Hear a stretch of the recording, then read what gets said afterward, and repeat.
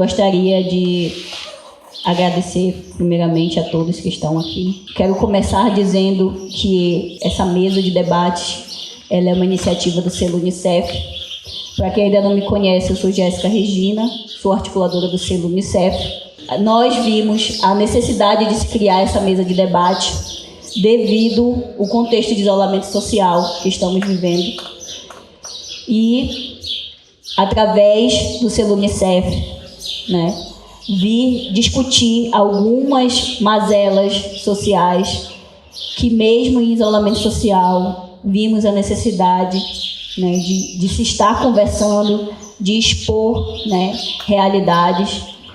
E convidamos aqui algumas pessoas que têm uma certa vivência, uma certa propriedade de falar sobre alguns assuntos que irão ser debatidos nos próximos 4 dias. Os temas que serão debatidos nesses próximos 4 dias será a valorização e proteção da vida contra a violência, prevenção da gravidez não planejada na adolescência e o acesso aos preservativos, direitos sexuais e reprodutivos, relação étnico-racial. A cada dia nós teremos convidados, alguns vão se diferenciar.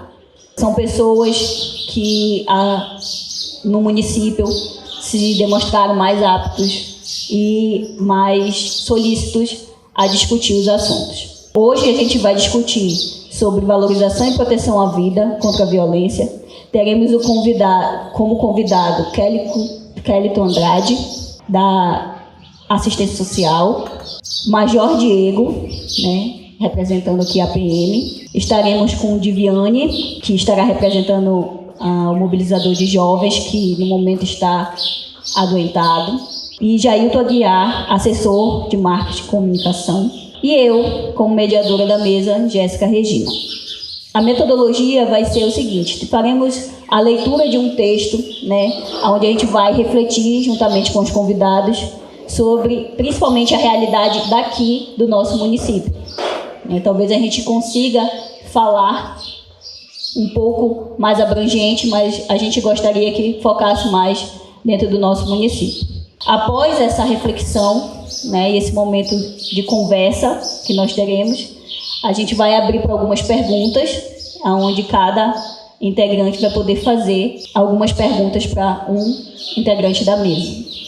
Estamos aqui também com o adolescente, obrigado pela presença, o Felipe, que está representando aqui os adolescentes de nossa cidade. Eu vou começar fazendo a leitura do nosso texto, que é, na verdade, uma música da tribo da periferia. Por sinal, achei músicas bem, vamos dizer assim, pesadas, que refletem muito a realidade, talvez, de periferias, não só daqui, mas mais de cidades maiores como Rio e São Paulo. Mas eu acredito que, ao decorrer da nossa conversa, a gente vai conseguir identificar algumas coisas que acontecem aqui na nossa cidade. A música começa assim: de repente, o clima pesa. Não entende mais nada. A noite estava completamente mudada. Muitos moleques chegavam no banheiro da escola. Fazia fila no bagulho para dar uma bola. Refletindo memórias e abastecer a moral. Neguinho com a mão na cintura fazendo cara de mal. Sobrevivendo neste meio do vício maldito. Aprendeu tudo errado, por isso eu mesmo me ensino.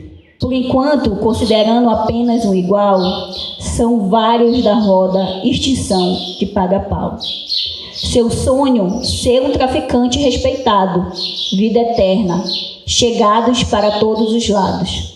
Muito dinheiro, muitas armas, muita munição, muitas mulheres, um Opala, um casarão. Profissão perigo, roubos, latrocínios. Se tudo fosse assim tão fácil, tão tranquilo, mas o destino se armava, a sua mente mudava. Os conselhos de seus pais não serviam mais para nada. E na escola já não era aquele inofensivo. Rapidamente desprezava seus antigos amigos. Só pensava em maldade, roubos, assalto e droga. Nada te regenerava, véi. O crime é foda. Seus aliados, agora assassinos e traficantes, diferença de idade, tô ligado, é muito grande. Parou de estudar, estava em todo lugar. Bem notado na quebrada, já dá para imaginar. Pisante de marca, altos panos na hora. Antes de jantar, acende uma bomba e decola. Na alucinação e muita atenção, ficar ligado que na quebrada tem bicudo de montão. O ferro carregado no bolso da jaqueta, um bom motivo e um mau momento, caixão e vela preta. Saia de vez da vida do crime. A volta da morte, não subestime. Tem que respeitar a lei antes que digam amém. Saia de vez da vida do crime. A volta da morte, não subestime. Esqueça o mal que passou, o exemplo que ficou. Ela é bem extensa e ela vai retratando vários momentos da vida de um jovem, né, que começou a entrar no mundo das drogas, né? E que o sonho dele passou a ser virar um traficante, né? Porque isso é ascender socialmente para ele. Não é passar no vestibular, não é mais fazer uma faculdade, ou talvez nunca foi, né? Porque ele talvez pense que essa não seja uma realidade para ele. Mas aqui, já dando a minha reflexão, parece que o ápice da vida dele seria virar o chefe de uma boca de fumo. A gente vai começar falando aqui com o Major. Ele vai se apresentar e falar um pouco sobre a violência aqui no nosso município. Bom dia, eu sou o Major Diego, comandante da 10ª CIPM, que abrange os municípios aqui próximos, não só Capitão Poço, como Orém, Garrafão, Piriá. A gente vai falar hoje especificamente do município de Capitão Poço, onde nós fomos convidados para falar sobre o assunto da violência, principalmente envolvendo os adolescentes no nosso município. Nós podemos observar há pouco mais de um ano que eu estou aqui, que os locais onde dão mais um pouco de trabalho para a gente, onde mais a gente tem que ter atenção, está bem relacionado ao uso das drogas, em todos os sentidos, né? As drogas lícitas, as drogas ilícitas, né? E principalmente as ilícitas, que elas colaboram para o aumento da criminalidade, principalmente nas periferias aqui da nossa cidade. E hoje em dia, nas nossas vilas, nossas colônias, que também já fazem parte do cotidiano. Eu acho que das vilas onde também tem esse tipo de preocupação, onde sempre as pessoas escutam aí na manchete, nas rádios, tudinho, elas estão sempre ligadas às drogas. Os assaltos que acontecem em alguns lugares, ela está ligada às drogas. Na situação da briga familiar, do não respeito, quando o adolescente às vezes quer agredir algum familiar, um pai, uma mãe, ele está ligado às drogas. E dentro de casa, os pais, a grande maioria não tem uma visão para poder identificar isso no começo. Às vezes identifica muito tarde, quando o seu filho já está com uma dependência muito grande. Então nós temos que, no mundo de hoje, estar sempre presente com o filho, somente os pais que trabalham, que o filho fica na rua. Hoje estamos entrando aí em 3 meses sem aula. Nós sabemos que o adolescente, os jovens estão bastante ansiosos na nossa cidade. E a gente passa e vê aglomerações de grandes pessoas que não conseguem ficar em casa, que às vezes não tem como ficar em casa. E os pais ainda estão trabalhando, o trabalho não parou. E que isso nos preocupa muito nessa situação, dessa criminalidade que vem crescendo, na situação dos jovens. A gente tenta combater, tenta prevenir isso, mas com certeza que eu posso dizer que hoje em dia a nossa criminalidade, a nossa cidade, o nosso calo, ele está muito ligado em relação às drogas, né? E eu vou falando isso na parte da violência contra o adolescente. Porque depois que ele entra nesse mundo, para ele sair, é um mundo muito complicado. É um mundo onde eles têm as suas próprias leis. Então, a gente tem que evitar do máximo. Esse mês agora, eu estou trabalhando uma ocorrência que envolve um adolescente, né? E o pai dele me procurou antes de acontecer qualquer coisa, viu, achou uma droga na casa dele, aí me perguntou o que fazia. Eu falei, não, teu filho é adolescente, tem que salvar ele. Pega a droga, dá fim, ele fez isso, o adolescente ficou revoltado com ele, tentou agredir o pai, ele, como ele falou, ele já não reconheceu o filho dele, né?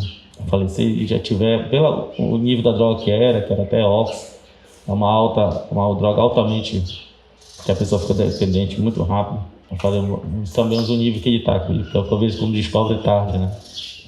Aí tirou ele, a droga, colocou ele do lado dele para trabalhar e ficou. Mas passou uns 20 dias e se envolveu no assalto. Aí já era a situação do assalto por causa da droga. Inclusive no assalto, os que participaram do assalto estavam até drogados. Depois que ele foi detido junto com outro, ele não lembrava de muita coisa. Aí depois passa tudo. Tive uma conversa com ele. Como ele estava com 17 anos, eu falei, tu tá no limite. Tu chegou agora no limite de escolher. E tu é aquele jovem privilegiado, porque tem jovem mesmo que não tem oportunidade de nada. E tu é um jovem que teu pai te dá de tudo, né? Tu tem uma motinha, o teu carro do teu pai, quando quiser pegar, tu pega. Se tu for sair pro lugar, tu vai.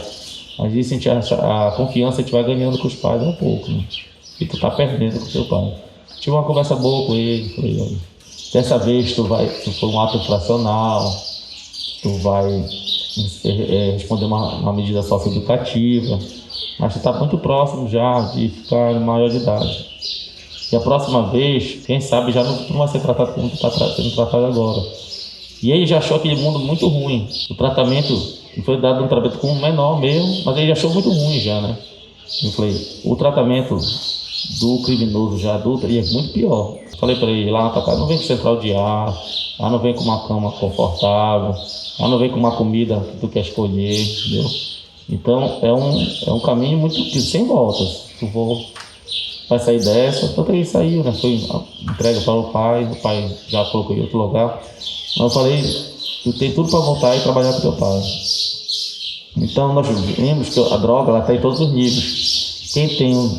Quem tem oportunidade dentro de casa, né, tem tudo, e a pessoa, principalmente aquele que não tem nada, porque aquele que não tem nada, como o texto que a Jéssica leu, ele já nasce achando que a vida dele vai ser o traficante é o ápice, mas ele vai achar, ele vai querer que ele menos dono da boca, dono daquele cantinho, do bairro e tal, entendeu? Ele acha que quando ele tem no ápice, que ele vai ter que comprar uma moto, ele já vai ser o cara do bairro, lá onde ele está, né? Tempo desse tempo já era uma música aí sobre isso, né? O cara comprava uma moto aí, ele era gatão já, né? No bairro dele. Então, é esse tipo de ideologia que eles cultuam. A pessoa que não tem a oportunidade de nada, né? E por isso que a gente está aqui debatendo hoje em dia, somente no âmbito educacional, que é onde tem uma saída ainda para o jovem, né? Eu posso dizer, como a Jéssica falou aqui agora, antes de começar, do nosso lado, né? Eu queria falar para vocês que eu ando muito por aí, eu acho que algumas pessoas já me viram por aí, não só na cidade, mas nas vilas. Aí as pessoas, eu quero fazer o concurso da polícia, como é e tal, não, mas é muito difícil. Será que passa só quem tem indicado, fechado, tudinho? Eu falei, rapaz, tem alguns concursos que são sérios, assim. Não vou dizer para vocês, colocar a mão no fogo, que eu não faço concurso, é 100%, mas o que estudo passa, né? Se tem algum outro que deu sorte, mas o que estudo passa. E eu digo para todo mundo onde eu vou na vila, os concursos nossos, como a maioria dos nossos jovens não querem estar estudando, não precisa estudar muito. Se tu estudar o básico mesmo, tu passa. O negócio é tu começar a estudar. Agora se ficar só, abri o concurso, agora acordei hoje, vou me inscrever, vou passar. Aí é uma coisa muita sorte, né? Aí eu digo assim, é muita sorte, tem concurso que não existe a sorte. Então eu sempre motivo as pessoas, não só o concurso da polícia, mas o vestibular, estão por aí para ser professor, tudinho, né? Eu vou dizer assim, a minha caminhada. Se tu pegar a caminhada de cada pessoa assim que não veio do mundo que tenha dinheiro, tu vai ver que cada um dá para escrever um livro. Eu falo, todo o pessoal pensa que eu venho de Belém, sou de Belém, né? Lá. Aí eu sou natural de Tucuruí. Lá eu nasci, me criei na periferia de Tucuruí, igual um bairro aqui, igual Cutilândia, né? Aí de lá eu segui para Belém. Aí meus pais se separaram, eu fui para Belém. Morar com a família do meu pai em Belém. E lá eu fui estudando, né? Sempre no começo não, meu pai na época ele tinha sonhos assim pra gente, muito grande. Então logo que chegou em Belém, acho que há 30 anos atrás mais ou menos, eu fui estudar no colégio religioso, tradicional em Belém. E lá, hoje eu vi assim, engraçado que hoje em dia se fala de bullying, né? Na época não, porque tu vem de baixo, para de frescura e vai estudar, né? E eu fui lá para o religioso, onde eu estudava só o pessoal que tinha uma elite um pouco de Belém. Aí eu observava que eu era o único negro da escola, entendeu? Aí ninguém me chamava de Diego, me chamava de Negão. Negão, desde essa época, né? Ensino fundamental menor, Negão. Aí meu nome já era muito tempo negócio, que ninguém quase sabia meu nome. Aí de lá eu já fui para outro colégio estadual, também, mas era um colégio estadual de elite, que as vagas realmente eram só indicadas, era o Ulisses Guimarães na época que ele lançou lá. Aí eu fui para lá, aí lá também continuou meu apelido, Negão, né? Mas já tinha outras pessoas, outros negros lá também.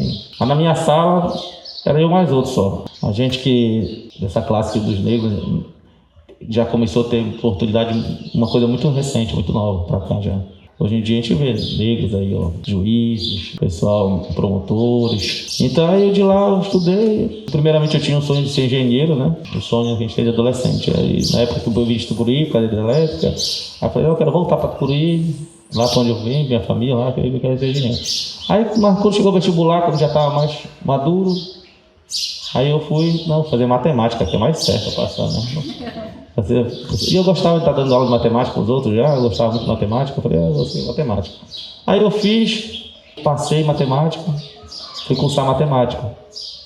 Aí o meu pai, como ele era ex-policial militar, né, lá em Tucuruí, aí ele falou, não, meu sonho que eu quero que seja é coronel da polícia. Eu falei, como é isso? Não, tu tem que fazer concurso assim, aí tu vai para academia, igual uma universidade lá. Tu estuda 3 anos, sai curso superior, tu tem tudo lá, comida pra ti, é uma maravilha. Eu não queria ser policial militar, né? Não tinha esse sonho. Aí, tentando me enganar um pouco, ele falou que era uma maravilha lá na academia, sabe? Aí eu fiz o concurso da polícia. Isso eu tô pulando eu tô falando pra você com muita dificuldade, algumas coisas assim. Tipo, eu estudei no curso preparatório porque eu ganhei uma bolsa, fiz o concurso, ganhei uma bolsa, eu fui estudar. Isso tudo correndo atrás, né? Eu ficava na biblioteca da escola técnica estudando à tarde, toda a tarde. Eu tirava só umas 3, 4 horas. Eu dormia normal, domingo eu não estudava, eu descansava. E eu fui estudando, eu passei na polícia. Quando eu cheguei lá no primeiro dia, que me deixaram lá até umas meia-noite em pé, escutando um bocado de doidice, assim, que no começo é mais a parte psicológica e nosso treinamento militar.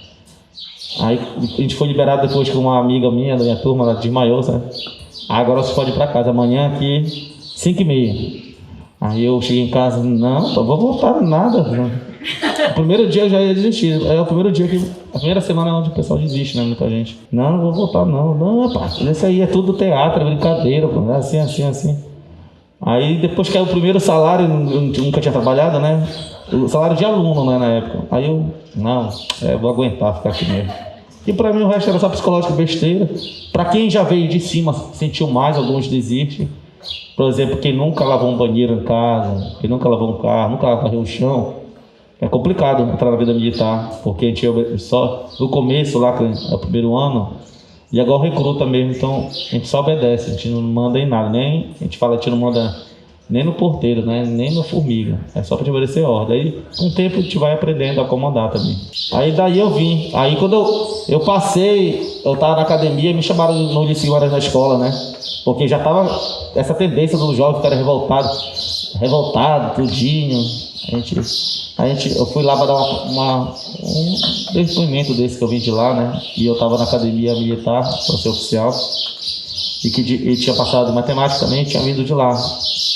Eu sempre fui muito sapeca na escola, danado mesmo. Às vezes levava suspensão, o papai lá, mas na parte de estudo eu levava a sério. Como eu fui toda a minha vida educacional lá, me chamaram. Eu sempre ia lá falar com os professores. A gente tinha essa parte junto com nós. Obrigado. Bom dia a todos, satisfação poder estar aqui dividindo conhecimentos, compartilhando informações e, claro, buscando a valorização da vida, em especial do adolescente. É uma satisfação enorme e uma oportunidade única, pode ter certeza, até porque com a articuladora do selo Unicef, a Jéssica, pois agora há pouco, é uma oportunidade que nós também temos em compartilhar nossas vivências. Nós residimos em um município onde temos a nossa própria realidade, por mais que tenhamos outros municípios circunvizinhos, que, claro, possuem características próximas, mas Capitão Poço possui as suas especificidades. Somos um município de porte médio, portanto, um município grande, com a realidade diferenciada e que precisamos unir conhecimentos, unir forças para que realmente possamos alcançar a valorização da vida, em especial dos adolescentes. Durante as conversas que tivemos anteriormente, a Jéssica citou a letra de uma música, o Major colocou situações que, de certa forma, se você observar, casam perfeitamente com as observações que eu fiz quando a Jéssica citou a música. Jéssica, você colocou na música que você citou, sonho em ser traficante, o sonho do adolescente em ser traficante. E eu posso dizer para você que é uma realidade que eu convivo bastante. Acabei não me apresentando, fui entrando diretamente no tema, porque a Jéssica já tinha me apresentado anteriormente, mas não posso deixar de fazê-lo. Sou Kellyton Andrade, estou atualmente coordenador geral das proteções sociais básicas, em especial de média e alta complexidade do município de Capitão Poço. Durante 10 anos de trabalho, dia 9 do mês que vem estou completando meu aniversário de 10 anos na assistência social.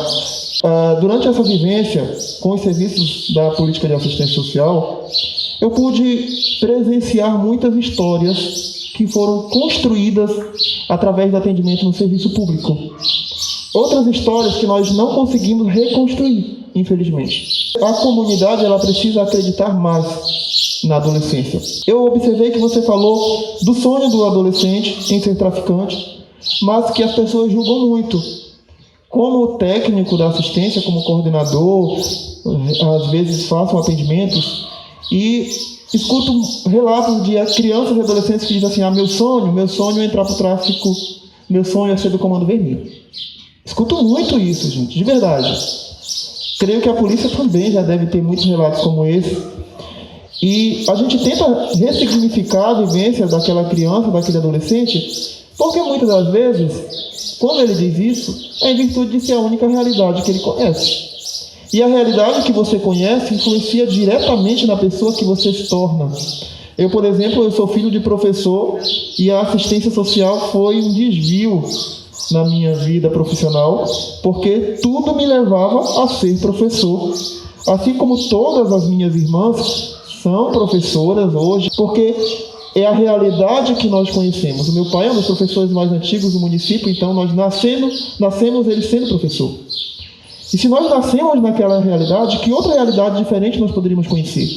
Eu sou da área rural do município, então eu cresci na roça, e eu sempre dizia: se um dia eu deixar de ser servidor público, o que eu vou fazer da vida?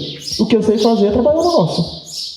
E se eu nasci na roça, trabalhando na roça, nasci ao lado de um professor, eu, além da minha formação e de hoje do serviço que eu conheço essas duas únicas profissões. E se nós temos um adolescente que está lá, na periferia, ou muitas das vezes no centro da cidade, que vai para a escola, que tem contato com traficantes, que tem contato com pessoas que estão influenciando a cometer furtos, o que ele vai saber praticar?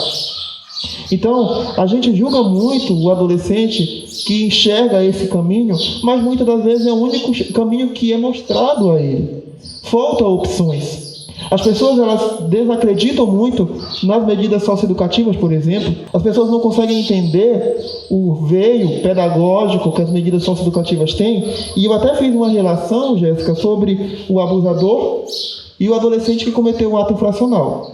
Nesses anos de trabalho na assistência social, eu já tive muito contato com pessoas que foram até mesmo na minha casa dizer: olha, aquele cara que supostamente abusou daquela criança, não, isso é impossível, ele é trabalhador, sempre cuidou da família, todo mundo na comunidade conhece ele, mas eu nunca, infelizmente, recebi um usuário preocupado com o destino daquele adolescente que cometeu um ato infracional.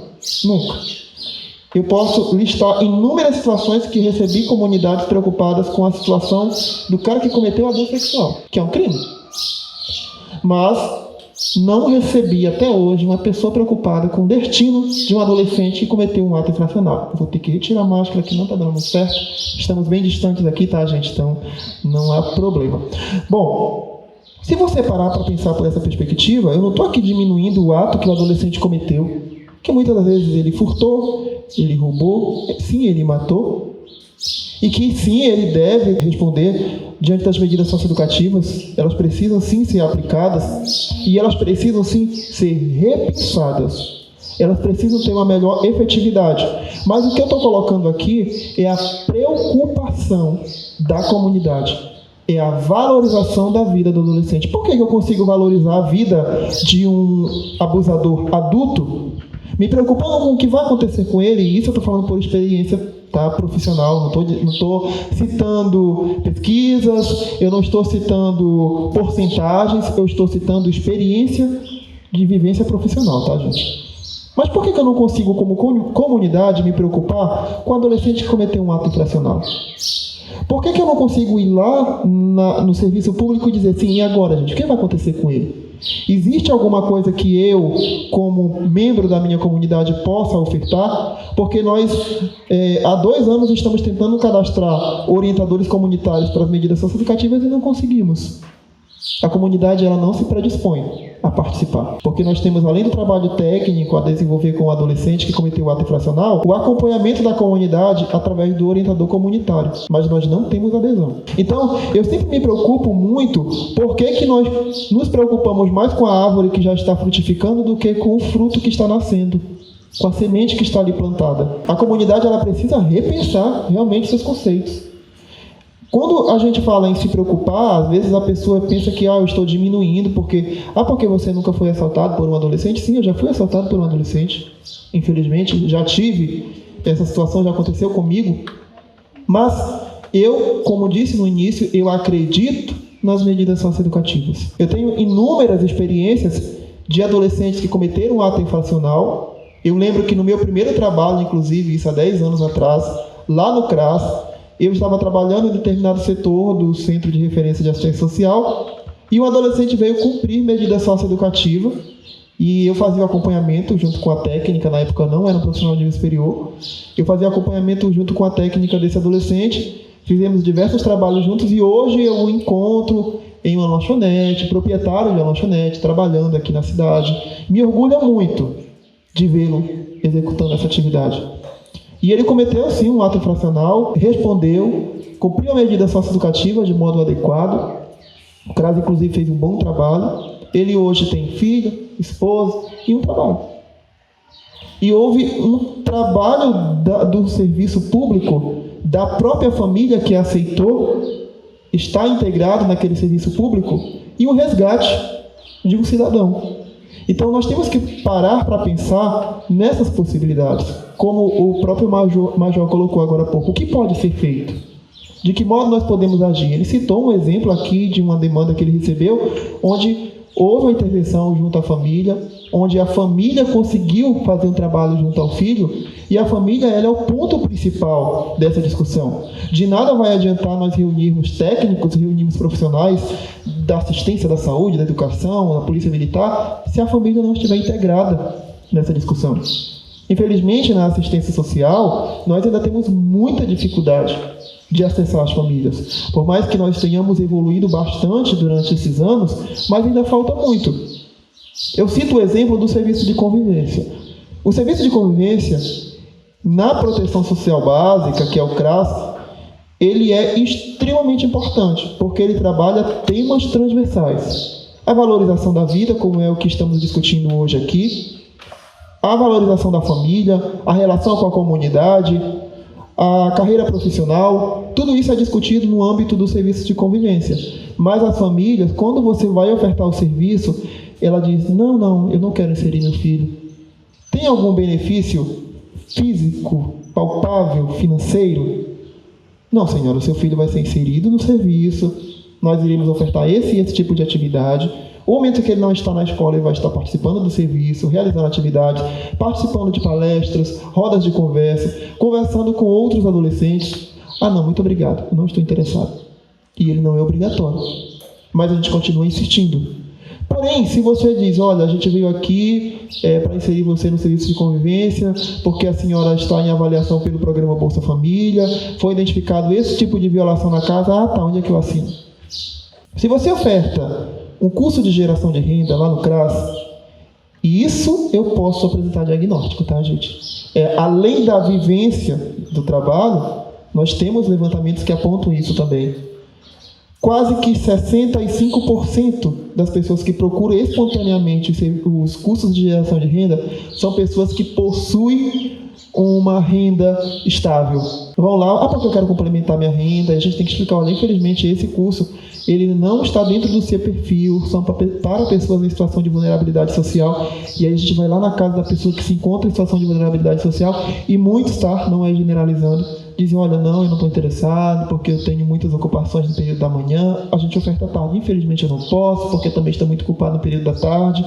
Olha, veja um horário melhor para a senhora, infelizmente eu não posso, porque eu tenho meu filho, meu bebê, a gente oferta o serviço de convivência, você pode colocar o seu filho lá, no período que você está realizando o curso de geração de renda.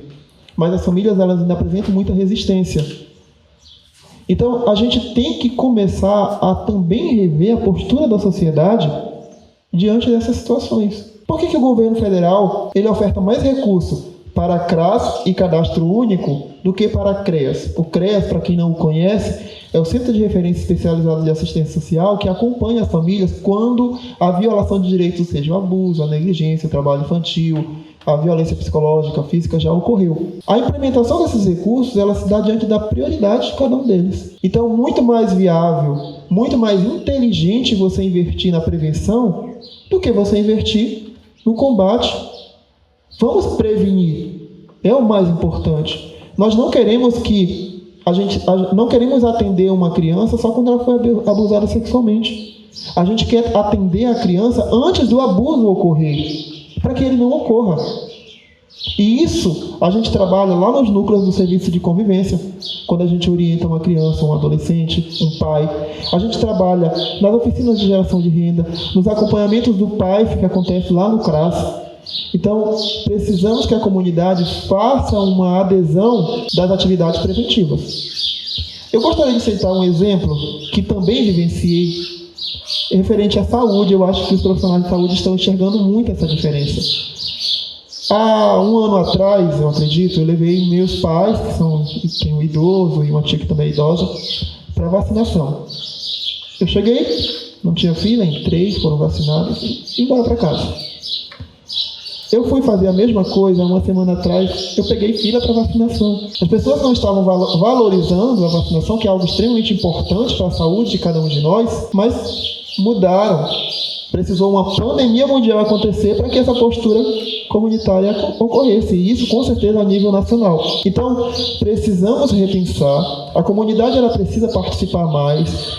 Na última live que eu estive com a Jéssica, o Jailton, na Semana do Bebê, nós falamos sobre a importância da comunidade participar mais. Eu citei o exemplo das conferências, hoje não vou entrar nesse assunto, mas eu citei esse exemplo. Então, participar e valorizar seria a melhor forma que a nossa população tem de realmente promover um futuro melhor. Esse futuro melhor, ele precisa ser regado no início da construção de uma pessoa. E esse início da infância, a adolescência, ele se dá com a nossa própria influência. Como eu citei no começo, eu venho de uma família de um professor. E aí todos os caminhos me levavam a ser professor.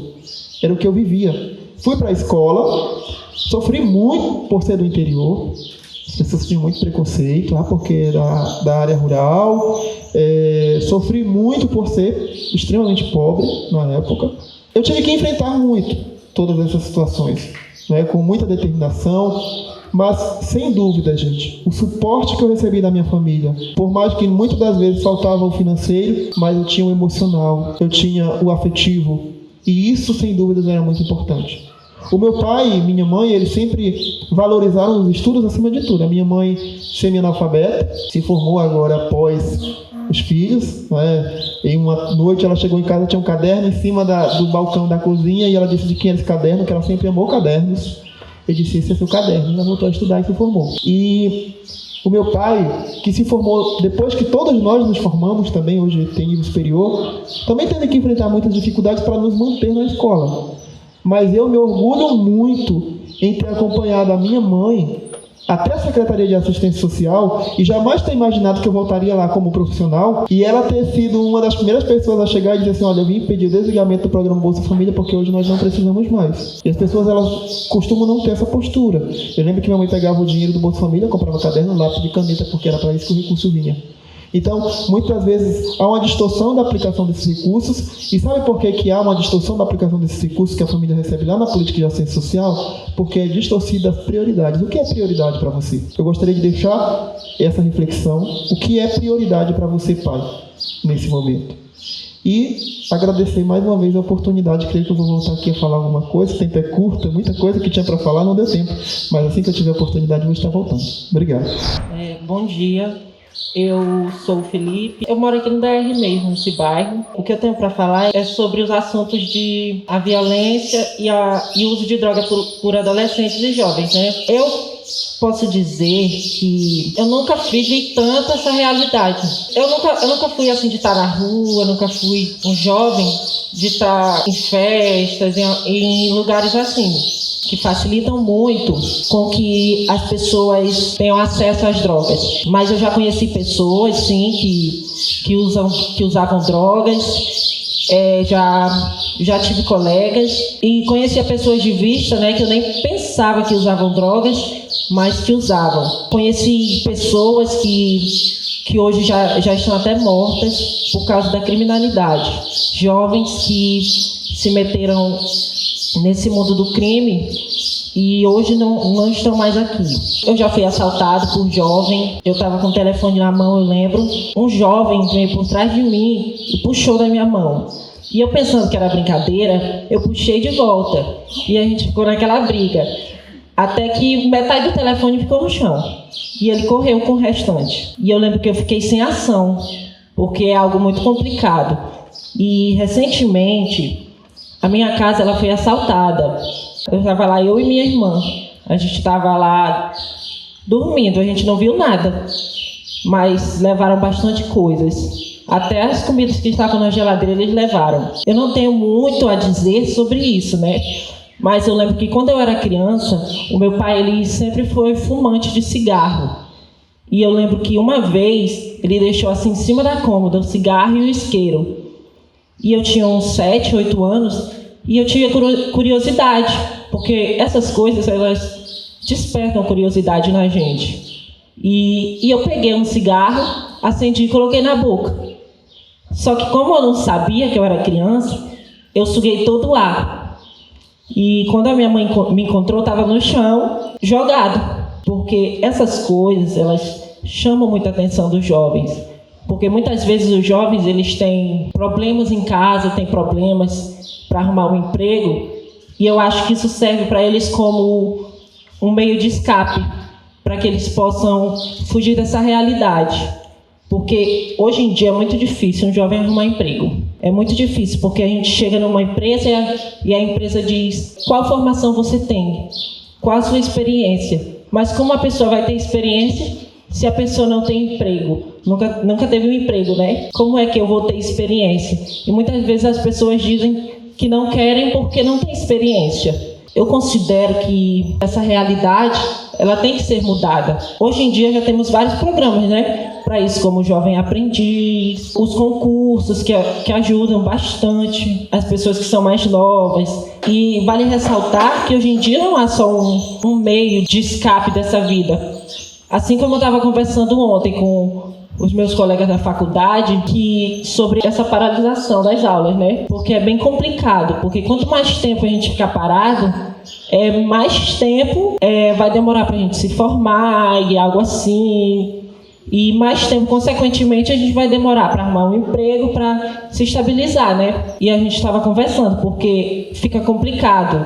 Porque como aqui é interior, e as cidades do interior, elas são muito precárias em relação à tecnologia, é bem complicado. Se a gente for levar em conta de outros tempos, né, como minha mãe diz para mim, hoje em dia é bem mais fácil do que antigamente para entrar numa faculdade, para, assim como o Major falou, fazer um concurso e entrar na PM. Basta que a pessoa queira, basta que a pessoa ela anseie, basta que a pessoa busque, que a pessoa se dedique, que ela consegue. A gente tem que abrir o olho e enxergar que há um mundo todo lá fora de possibilidades, né? Que há um mundo lá fora que não vai ser fácil conseguir, mas que no final vai valer a pena, né? Todo o esforço que a gente tem hoje em dia é para uma melhora no possível futuro, não é? Então, que a gente tenha força e que a gente pare para pensar o que vai valer a pena não hoje, mas sim no possível momento futuro.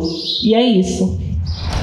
Bom dia, eu sou a Diviane Santos, eu estou representando a coordenação dos anos finais da SEMET, né? Então, o nosso trabalho, ele é com o adolescente. E o que eu observei, né, nesses meus anos de experiência com adolescentes é que o adolescente, ele é como eu digo para todo mundo, é uma fase muito complicada. Porque ele não é mais aquela criança em que você vai mandar, né, e vai orientar e vai fazer o que você quer, mas ele também não é um adulto. O que o adolescente é, assim, ilustrando, ele é como se fosse uma caixa aberta. Então vai entrar na mente dele tudo que lhe é ofertado, sejam as coisas boas, sejam as coisas ruins, né? E o adolescente, na situação de periferia, né, ele é apresentado para mais coisas negativas, né? Como foi falado ali pela letra do início, né, da música que a Jéssica apresentou sobre isso. Então, a família, acompanhando o tema, né, de valorizar e proteger a vida, a família, seja quem cuida desse adolescente, pais, avós, tios, né, eles têm que ter um olhar sempre muito atento para o que vai ser oferecido. Então, alguns amigos meus, quando eles passam problemas com os filhos, o que eu digo, e o tempo? O tempo desse adolescente, dessa criança, ele está sendo utilizado como? É só a escola, chega em casa, celular, internet, casa de amigo que você não sabe quem é. Então, você não sabe o que está entrando na cabeça do seu adolescente, do seu filho. Para não chegar no ponto que o Major Diego colocou de você já não reconhecer. Na verdade, você não acompanhou. Ele não é mais uma criança, ele mudou e ele ainda não sabe quem ele é e, como o Felipe falou, ainda não sabe muito sobre o futuro, ele não sabe para onde ele vai. Então, a família ela tem que estar ali dando aquele exemplo. Olha, faz isso, faz um curso. Então, é de igreja, vai para a igreja. Procurar colocar coisas melhores, porque na periferia, eu sou uma jovem de periferia, né? Então você é apresentado para muitas situações que, se você não tiver uma base, se você não tiver alguém que de fato se preocupe com você, é muito fácil você ir pelo caminho errado. Ser colocado para o adolescente a importância, a valorização do estudo, porque não tem outra maneira de você ascender na sua vida, se você, né, numa situação mais humilde, se não for através do estudo.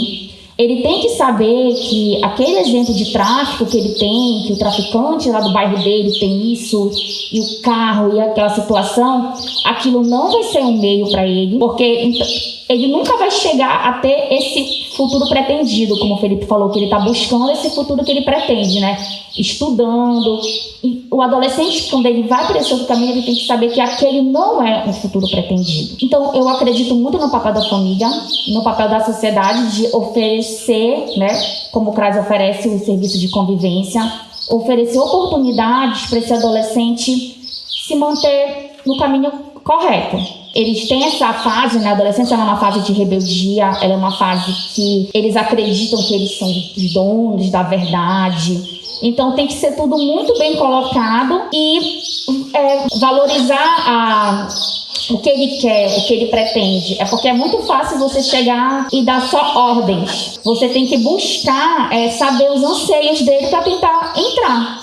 Então, como professora de adolescente, eu sempre procurei assim, uma criança que está dando mais problema, então, mas por quê? O que está dentro da mente dele? Então, bora sentar, bora se aproximar, bora conversar, só não impor regras. O que você quer? O que você mais gosta? Por que você está passando por isso? Porque às vezes a droga já está sendo apresentada, o álcool já está sendo apresentado. Por mais que eu tenha crescido em periferia, eu acredito que nos anos de adolescência não era tão presente essa questão, assim, não era apresentada pra gente dessa forma, né? A gente não via droga em todo lugar, Meus amigos, eles não eram de sentar em esquina para ficar bebendo, não. A gente até, acho que foi até mais tardio isso para mim.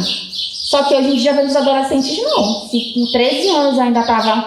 Meu pai ainda sabia onde eu estava, ainda nessa hora da escola para casa e igreja, alguma coisa assim. Hoje eu estava vendo um dia desse, no balneário, né? Fazer um passeio. E meninas muito novas, assim, adolescentes muito jovens ainda, de 14, 13 anos, bebendo. Aí eu fico pensando, os pais sabem onde é que essas crianças estão? Eles sabem o que eles estão fazendo? Olha a situação de risco que essas meninas estão se colocando, né? De beber e não saber nem... É risco até para os adultos se colocar nessa situação. Você imagina para o adolescente. Então, eu acredito que para mudar essa realidade tem que ser oferecido mais oportunidades, mais exemplos e mais alternativas. Eles têm que entender que o tráfico não é a saída, que um casamento muito precoce não é a saída, que você tem que buscar, né, na sua vida outras situações. Então, eu acredito muito nisso. Acredito nas medidas socioeducativas daquele adolescente, porque ele cometeu um erro uma vez, ele não pode ser dito como um caso perdido. Ele tem que se buscar, porque às vezes ele não conheceu outra alternativa. Está faltando para ele ser apresentado a isso. Sempre focando na educação, no papel da escola, no papel da família, né? E da sociedade em geral. Eu acredito que quando já tem que entrar se o pai já está buscando uma força policial, é porque ele realmente está muito perdido no papel dele como pai. E hoje em dia tudo é muito acelerado, então a culpa não é dos pais, os pais perguntam, mas aqui em casa todo mundo é honesto, todo mundo sempre... Mas hoje em dia é tudo muito rápido, as informações elas chegam muito rápidas, né? Então nós também temos que ser rápidos em oferecer alternativas para esses adolescentes, tá, gente? É mais ou menos isso que eu queria colocar. Obrigada. Olá, bom dia. Eu sou Gelta Guiar, faço parte da assessoria de comunicação da Prefeitura Municipal de Capitão Poço.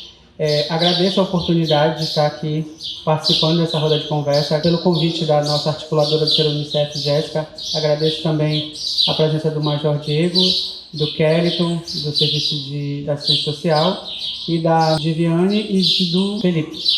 Bom, gente, pegando um gancho do que todo mundo falou aqui, nós falamos de crianças, adolescentes que se encontram em estado de vulnerabilidade social, que não têm condições financeiras e que almejam subir na escala social e muitas das vezes se utilizam do mundo das drogas, da venda ou do uso, ou também se espelham naqueles que fazem o uso desse serviço, né? Distribuição de drogas, vendas de coisas ilícitas. Então, assim, nós explanamos uma realidade bastante comum no nosso município, não só no nosso município, também no nosso país. Só que eu acho que também vale um apêndice, que é a realidade onde eu acho que eu posso estar inserida. Eu não sou de classe média baixa, eu não sou de baixa renda, eu nasci numa família que tem condições básicas para viver, não para sobreviver. Né? Eu tive acesso a uma boa educação, eu tive acesso a plano de saúde, então eu não posso me considerar uma pessoa de baixa renda, né? E que tive muitas dificuldades para estudar e para conseguir uma posição na sociedade. Eu tive, sim, uma base familiar de onde eu tive que aprender a valorização de respeito, de tratamento para pessoas, para idosos, para mais velhos, para crianças, enfim. Eu tive uma educação de base. Só que isso não quer dizer que o acesso à violência doméstica e o acesso ao mundo das drogas está vetado somente por causa disso. Nós falamos aqui que o município é um município de porte médio, que as famílias elas mostram resistência a medidas socioeducativas, a educação dentro de casa. Na escola nós obtemos o conhecimento, nossos professores trabalham arduamente para dar o melhor para nossas crianças, na nossa rede, tanto municipal como na rede privada. Porém, o que mais afeta, creio eu, um adolescente ou uma criança a entrar no mundo da droga, da violência, é a falta de instrução dentro de casa. Então, alguns tabus e alguns preconceitos têm que ser quebrados dentro de casa. Muitas das vezes, esses assuntos como sexualidade, drogas e demais assuntos que eram para ser discutidos dentro da nossa casa, muitas vezes não é dito. Às vezes pela falta de conhecimento dos nossos pais, porque meus pais sim vieram de uma realidade social bem humilde, mas graças a Deus eles conseguiram nos dar uma boa educação, porém eles são limitados em termos de informação. A informação que eu obtive foi no decorrer da minha vida, eu tenho 36 anos, então assim, através dessa... Eu tive que sair do meu município, porque na época que eu estudava não existia faculdade, hoje graças a Deus nós temos. Nós não tínhamos faculdade na nossa cidade, nós não tínhamos cursinho, só era um colégio particular, que era o colégio de freira daqui, e os colégios estaduais e municipais. Se você quisesse adentrar dentro de uma faculdade, você teria que sair do nosso município para tentar entrar numa escola de nível superior. Então, assim, esse acesso, que é uma cultura na nossa cidade, é de você, as pessoas que conseguem e querem dar uma melhor educação para o seu adolescente, eles tiram o seu adolescente, o seu filho da cidade e o custeia fora daqui. Esse fora daqui, ele mostra para o adolescente da nossa cidade uma outra realidade. E também acesso a coisas que ele não teria aqui. No meu caso, eu tive acesso a coisas boas e as coisas ruins. Porém, eu não pude, muitas das vezes, discutir esses assuntos dentro do seio familiar. Por quê? Como eu falei, era um tabu. São tabus, são preconceitos, são pré-definições que minha família não tinha muito acesso e também não aceitava. Achava que era errado, pronto e acabou. A meu ver, isso não é legal, porque quando você diz hoje não a um adolescente, ele tem um celular, ele tem um amigo que tem celular, ele tem um amigo que tem acesso à internet e ele vai ver alguém, ou alguma pessoa, ou algum vídeo, ou algum comentário de uma pessoa falando sobre aquilo. Então, se não houver uma mudança social dentro das famílias, para que essa quebra e essa informação seja passada da melhor forma para esse adolescente, coisas muito ruins ainda vão continuar acontecendo. Eu posso dar um depoimento de que eu fui vítima de violência doméstica, eu fui espancado por um ente familiar meu, eu fui embora de casa por causa disso, eu sou homossexual, eu tenho um irmão que ele tem dependência química, então assim, são vários fatores. Em nenhum momento nós passamos por dificuldades. Graças a Deus nós tivemos o melhor que nossa família pôde nos oferecer, mas mesmo assim nós ficamos vítimas desse tipo de situação. Então a mensagem que eu acho que tem que ser passada, que é válido o que o Felipe disse, que há dificuldade sim para as pessoas muitas das vezes obter informação, mas como ele também falou, hoje, como a mãe dele relatou, hoje está mais fácil. Está mais fácil tanto a ter acesso de boa informação, como também de más informação. Nós temos a internet aí expondo todo tipo de conteúdo. Então cabe à família saber o que seu filho está tendo acesso, porque eu tenho muitas pessoas, muitos colegas, tanto só na época de faculdade, como também hoje em dia, que são usuários de substâncias ilícitas, que muitas das vezes são bem socialmente, eles são de um cargo social muito bom, mas faz o uso de drogas, entendeu? E é um exemplo que é passado de colega, usa, é legal para relaxar, vamos fumar uma maconhazinha ali básica, estou estressado, passei o dia trabalhando, e isso vai. E muitas das vezes um adolescente, se o fulano, que é fulano, usa, por que eu não posso usar? Agora, assim, como é que é uma pergunta que eu deixo em aberto para quem quiser responder. Como os poderes públicos estão se preparando para esse tipo de realidade? A pessoa que está, digamos, entre aspas, está num patamar social muito bom. Ela não é uma pessoa marginalizada. Ela não é um cidadão, é um cidadão de vulgo de bem. Como lidar com essa disseminação de drogas? Como lidar com essa violência doméstica onde um pai ou um irmão, ou uma irmã, não aceita a condição sexual. Até mesmo nós estávamos conversando agora mais cedo, eu e a Jéssica, olha, mais uma menina foi expulsa de casa porque o pai, a mãe não aceita a condição sexual da garota. Aí você faz isso para um adolescente que está em fase de reconstrução, tanto psicológica como também de personalidade, você deixa ela à mercê do mundo, absorvendo as informações da maneira que ela pode ter acesso. E você, enquanto pai, que o seu papel de família é informar da melhor forma, se você não aceita, é um direito seu não aceitar determinadas condições ou comportamento do seu filho. Porém, você tem por obrigação de respeitar e tentar, pelo menos, compreender o que aquele adolescente está passando. Porque da mesma forma que ele pode não estar sabendo lidar, mas ele foi verdadeiro e confiou em você para estar lhe falando.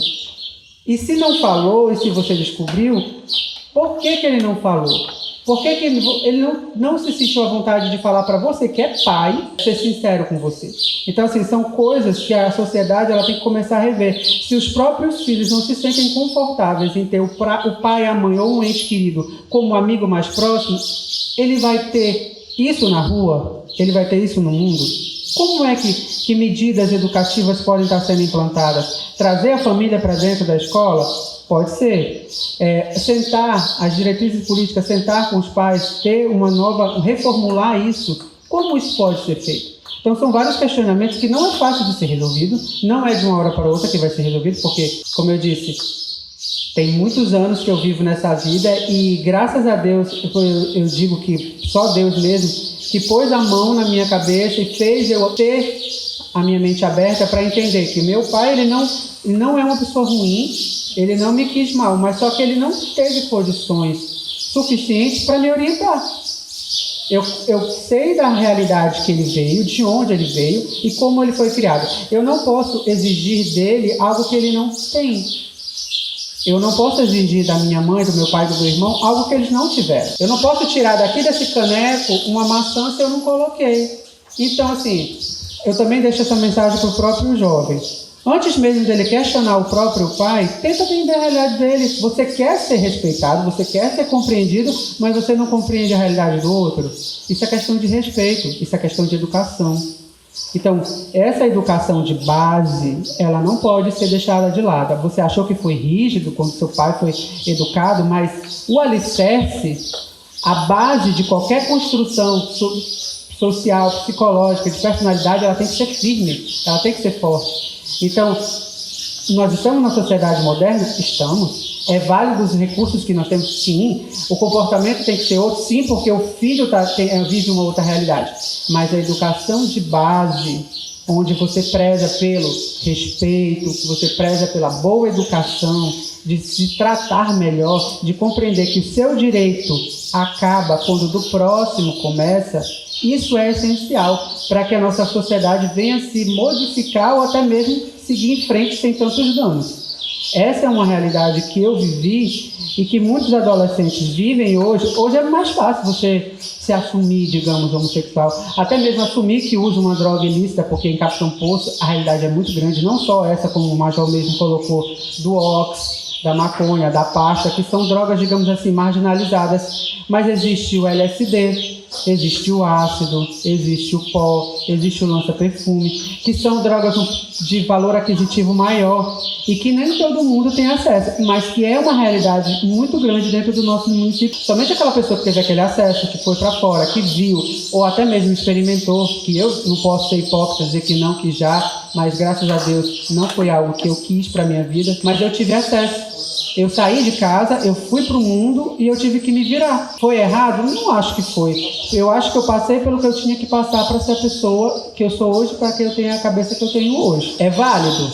Mas seria mais válido ainda se eu tivesse uma infraestrutura melhor, não que a minha tenha sido ruim, mas melhor do que eu já tive, que eu não precisasse ter esse acesso, que eu tivesse a informação de base dentro de casa.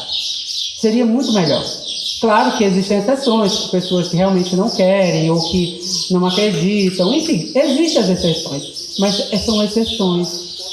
Dentre um mundo de gente, uma cidade, uma sociedade, vai existir sempre uma exceção, mas eu creio que o melhor, tendo isso, vai existir.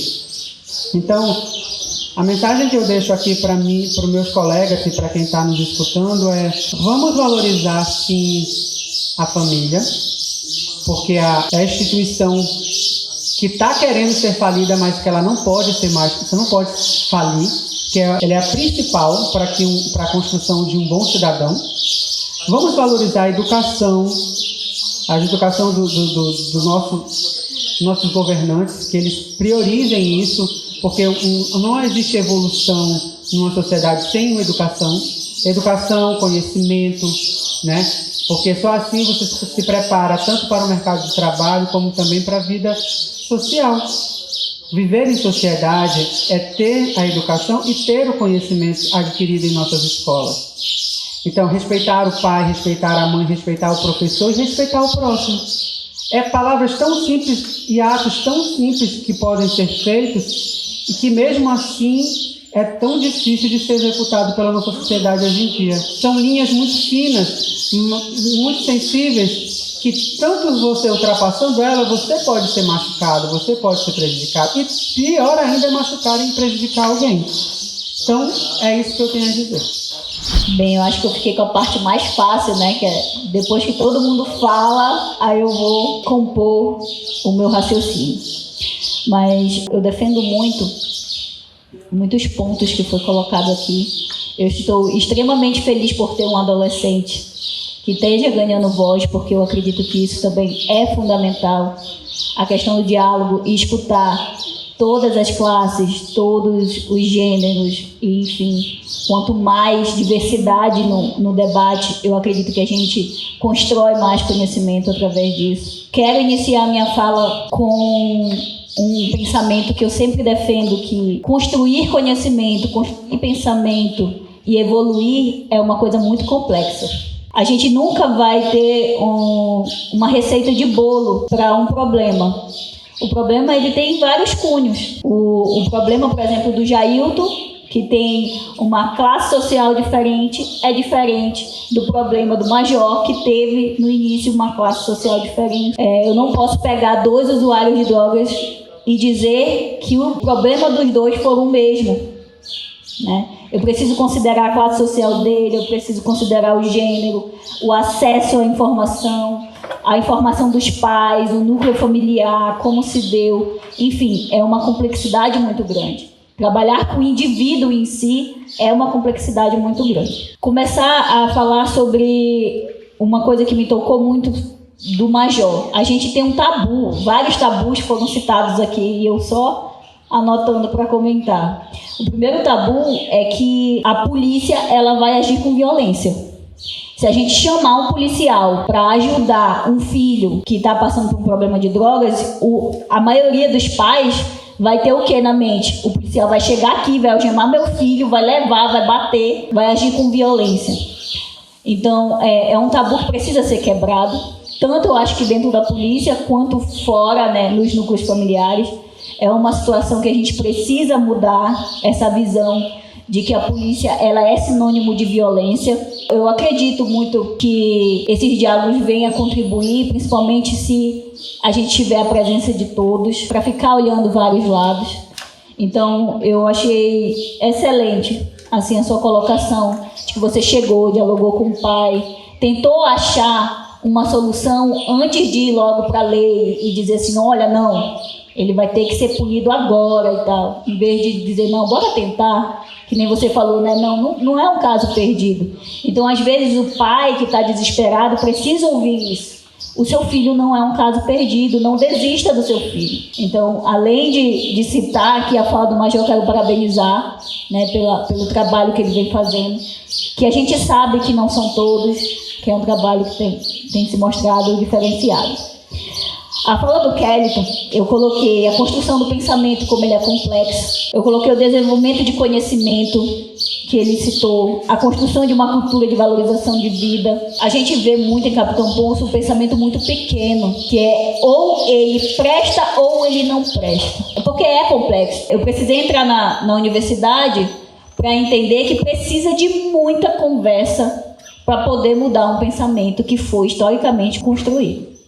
A construção de um pensamento que nós temos hoje em Capitão Poço, ele é muito defasado. Então, quando a gente chega aqui com um pensamento, vamos dizer assim, universitário, pensamento de diálogo, a gente é taxado logo como sonhador, como utópico. Isso nunca vai existir. Isso não muda. A sociedade, ela é assim. Existe uma mistura de cansaço, porque a gente precisa cada vez mais falar, mesmo não tendo retorno, ou então pouco retorno, e uma mistura de perseverança, porque a gente precisa perseverar para que essa construção de conhecimento exista. A fala do Felipe, eu já quero dizer que acho que é a primeira vez que a gente tem uma representatividade de adolescente num debate, numa mesa de debate, e isso para mim é mágico, porque os nossos adolescentes eles precisam ser ouvidos. A gente não pode partir de uma realidade idealizada, a gente precisa partir de uma realidade, de uma fala que vem de um representante. Eu não posso falar da vida do Kélito se eu não presenciei, se eu não escutei ele. Então, eu não posso falar da vida do adolescente se eu não escutar. Então, além de agradecer, eu quero estar convidando para mais debates, caso você queira participar, que a gente vai estar participando aí a nossa juventude. E ele colocou aqui, o que o adolescente conhece é a nossa base. A gente começa a querer ter opinião ainda criança. A gente começa a querer ter opinião assim lá para os 11 anos e dizer não com mais firmeza para a mãe, mais sem medo, lá seus 11, 12 anos. E é a partir do momento que a gente precisa ser apresentado mais verdades, mais conhecimento, mais diálogo, não querendo fantasiar uma realidade, mas sim trazendo, olha, a sua vida é realmente assim, meu filho, mas tem esse caminho. Mas como o Jailton falou, não podemos tirar da família o que ele nunca teve. Então, se o pai também não teve família, aí a gente adentra da conscientização, da sensibilização da família, está procurando assistente social, está procurando a própria polícia, a educação, conversar com o professor, o que estiver mais próximo. Né? E às vezes até o próprio filho acaba levando mais conhecimento para o pai, um conhecimento mais social, de cunho mais social, de uma evolução. Uma coisa que eu vivo muito, um choque de realidade. Eu moro com a minha avó. Ela fala sempre, a metade do século passado ela nasceu, né? Já faz mais de 50 anos. Então, é um choque de realidade. Às vezes eu pego ela reproduzindo certos tipos de preconceito e ela é considerada, né, uma das pioneiras da educação. Então, às vezes eu me pergunto, meu Deus, como? Aí depois eu paro para pensar, gente, mas ela é do século passado. Ela tem limites, mas porque todos temos. Talvez nós sejamos os atrasados daqui a 50 anos, porque nós temos limites. Apesar dela ter limites, a gente não pode desconsiderar o conhecimento que ela construiu. Então é difícil, é complexo. Ao mesmo momento que a gente quer abraçar, né, quer ver como um momento de evolução, a gente precisa entender que existem limites, como o próprio Jailton colocou. Aí eu coloquei também aqui ética, honestidade, respeito e corrupção. Da onde eu tirei isso do Kélito, né? Quando ele fala que muitos que procuram ele é porque quer uma segunda renda.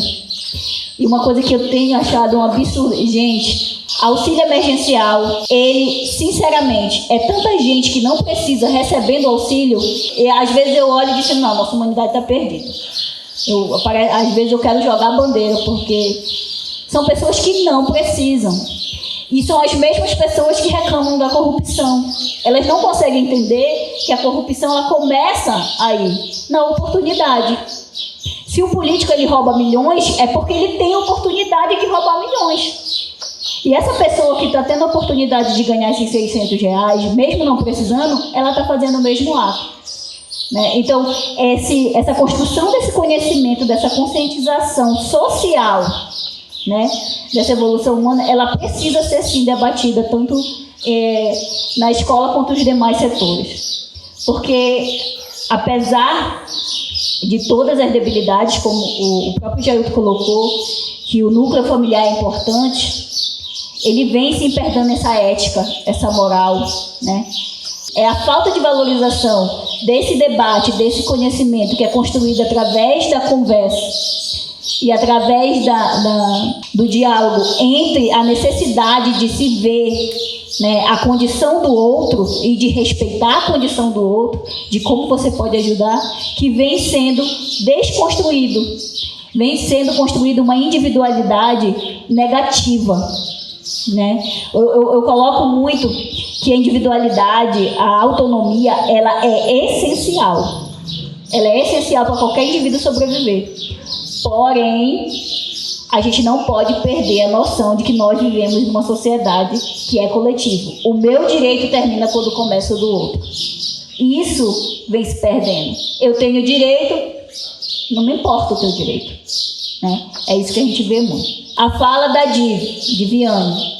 A importância da presença dos pais e a orientação. Eu posso falar como coordenadora da educação, da Secretaria de Educação, a Dib também faz parte, que uma das coisas mais difíceis é a presença dos pais nas reuniões, né, da escola. Quando eles são menores, eles até chegam aí começa a virar adolescente, jovem, eles não querem mais ir. Eles pensam que os filhos já são autônomos e ele se vira, ele mesmo se representa. Essa ausência dos pais em escutar a própria conscientização dos membros da educação sobre como ver essa valorização da vida do adolescente, ela precisa ser muito debatida ainda para que a gente possa ter um diálogo mais evoluído. Tem a questão do que é mostrado, né, nas redes sociais, na internet, no meio de comunicação. Uma realidade hipotética, né? É uma realidade só mesmo é uma vitrine. As pessoas mostram uma realidade que não vivem. Elas mostram uma aparência. O mundo hoje está vivendo se você tem uma roupa boa, uma aparência, um corpo, né? E frequenta determinados locais. Está se resumindo a ser incluso socialmente, a participar de um meio social, de um ciclo social, se você tiver tais características. Se você tem um telefone X, se você tem uma roupa X, se você anda com transporte X, se você toma algum tipo de bebida X, se você participa daquele determinado local ou ambiente. Então, assim, os conceitos foram mudados. Que conceitos, né? A pré-definição de algo bom foi totalmente mudada, quebrada, e hoje em dia o ser humano está se tornando descartável. Você só é aquilo que você aparenta ser, ou se você pode oferecer em troca alguma coisa. Uma coisa muito interessante que tanto o Felipe quanto a Diviane colocou é de como o adolescente se vê. Essa fase da adolescência, eu acho que às vezes eu digo até que eu estou vivendo a adolescência até hoje. A gente não sabe se a gente é criança ou se a gente é adulto, quando a gente é adolescente. Numa hora a gente quer ser criança porque a gente quer os mimos de criança, quer os privilégios de não ter responsabilidade como criança. Outra hora a gente quer ser adulto porque a gente quer liberdade. E uma das coisas que a gente vai discutir durante essa semana, os pais, eles têm um tabu muito grande para conversar com os filhos. Porque eles também têm isso na mente. Eu não sei se meu filho ainda é muito novo para escutar isso, ou se meu filho já pode escutar certas coisas. Como conversar com drogas, né? Tem muito pai que pensa que ao falar, ele vai induzir o filho dele a usar, em vez de prevenir. Mas defendendo a questão da educação, você conhecendo o que você está presenciando, se você conhece o que é droga e vê o seu amigo usar, você já vai dizer não, ou então já vai ter o receio, né, de participar, ou já vai saber mais com quem, olha, eu já não vou andar mais muito contigo, porque eu sei o que tu vai fazer, eu respeito, eu não vou me meter, mas eu não quero pra mim. Mas se o pai não conversa, e é o amiguinho que vai mostrar pra ele o que é, ele vai dizer que ele é legal, porque ele gosta. Então, é um tabu falar sobre sexo com criança e adolescente, é um tabu falar sobre drogas, é um tabu a questão de eu não quero que os meus amigos vejam que o meu pai mora numa casa de barro, numa casa de madeira, porque eu vou ser excluído, né, que ainda é uma realidade aqui em Capitão Poço, a gente vê algumas casas assim. Defender que isso não é prioridade, que a gente vai e resgata lá da filosofia, que beleza ela não tem nada a ver com o que é material, e sim com como você enxerga as coisas. Foi negado isso para muitas crianças. Poucas, na verdade, tiveram acesso dessa criticidade, de olhar e dizer, não, isso não importa. O que importa é que eu tenho um pai, eu tenho uma mãe, eu tenho que comer. E isso, se a pessoa quiser ser minha amiga, eu vou ser amiga de verdade. Não vou ser aquela amiga falsa só porque eu quero alguma coisa. Muita gente hoje entra, por exemplo, em depressão, porque a partir do momento que o amigo não quer mais andar com ele não quer saber se é porque é por causa do dinheiro que ele perdeu. Não, ele só se sente sozinho. Ele não consegue fazer essa criticidade, né? Essa reflexão do porquê que o amigo não quer mais ficar com ele. É um assunto muito extenso, é muito complexo, muito amplo. Agora a gente vai fazer a nossa roda de perguntas. Major, eu vou falar de uma realidade minha. Assim, Quando eu fui vítima de violência doméstica, eu tinha 19 para 20 anos. Eu fui na época eu fui na delegacia. Eu me senti totalmente perdido. Eu cheguei descalço, só de short, sem camisa, todo ensanguentado, todo sujo, desesperado. Aí, obviamente, a gente sabe que na época era meio precário o serviço. Não posso comparar com hoje, é impossível, não tem como ser comparado. Mas assim, na época, eu não tiveram nenhum tipo, me olharam, eu falei que aconteceu e tudo mais, e a pessoa tinha outras coisas, briga de família, tinha outras coisas mais importantes, tipo furto, assassinato, enfim, coisas mais importantes entre aspas, né? E eu fui embora, desnorteado, sem saber o que fazer nem para onde ir. Hoje, se um caso, digamos, parecido com o que eu vivi, como a polícia reage? Há uma averiguação, encaminha para um outro órgão, ou então chama um outro órgão, ou a da assistência, ou do CREAS, ou CRAS. Como são as medidas feitas para uma abordagem numa situação como de violência doméstica? E também porque foi a pessoa que me agrediu, ela estava sendo usuária de droga. Aí lá aconteceu tudo isso, todos 2 adultos. Continuando a ponto de Jailton. Esses casos, Jailton, mais especificamente o teu, né? Como falou que era 2 maiores, é crime mesmo. Tem que proceder como crime. Não tem muito mistério. Era te pegar, fazer a ocorrência e te caminhar para o corpo de delito. E fazer na mesma hora de diligência, que é questão de flagrante, né? A diligência para tentar prender a pessoa que tinha feito isso, né, contigo. E depois, justiça, né? A justiça ia encaminhar os detalhes. Agora, o atendimento, porque, vou te falar, não é só aqui no interiores todos do Pará, poucos são já os interiores que têm delegacia específica, como em Belém. Belém tem delegacia para tudo, do idoso, do adolescente, crimes virtuais, quase de operações especiais. Então, como já tem as delegacias da delegacia da mulher, né? Então essas delegacias, a delegacia da mulher são só delegadas, são só escrivãs, porque elas entendem e também elas se sentem mais à vontade de falar. O adolescente é um pessoal mais específico também, porque chegar lá ele tem que ter um tratamento bom. Tu não pode estar numa delegacia plantonista, delegacia da cremação, que pega assalto toda hora, tráfico.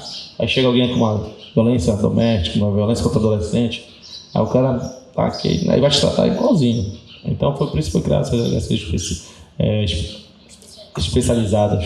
Então, além de Belém, tem só as grandes, né, que são Marabá, Santarém, não sei se tem Castanhal, acho que tem algumas.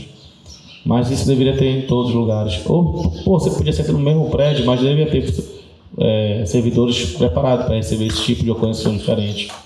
Até porque aqui no interior, até por causa da cultura, entendeu? Isso parece ser comum, alguns crimes, né? Esses de violência doméstica, violência de abuso de crianças, parece às vezes ser cultura e parece que, como eu já falei na outra vez, parece que está impune, né?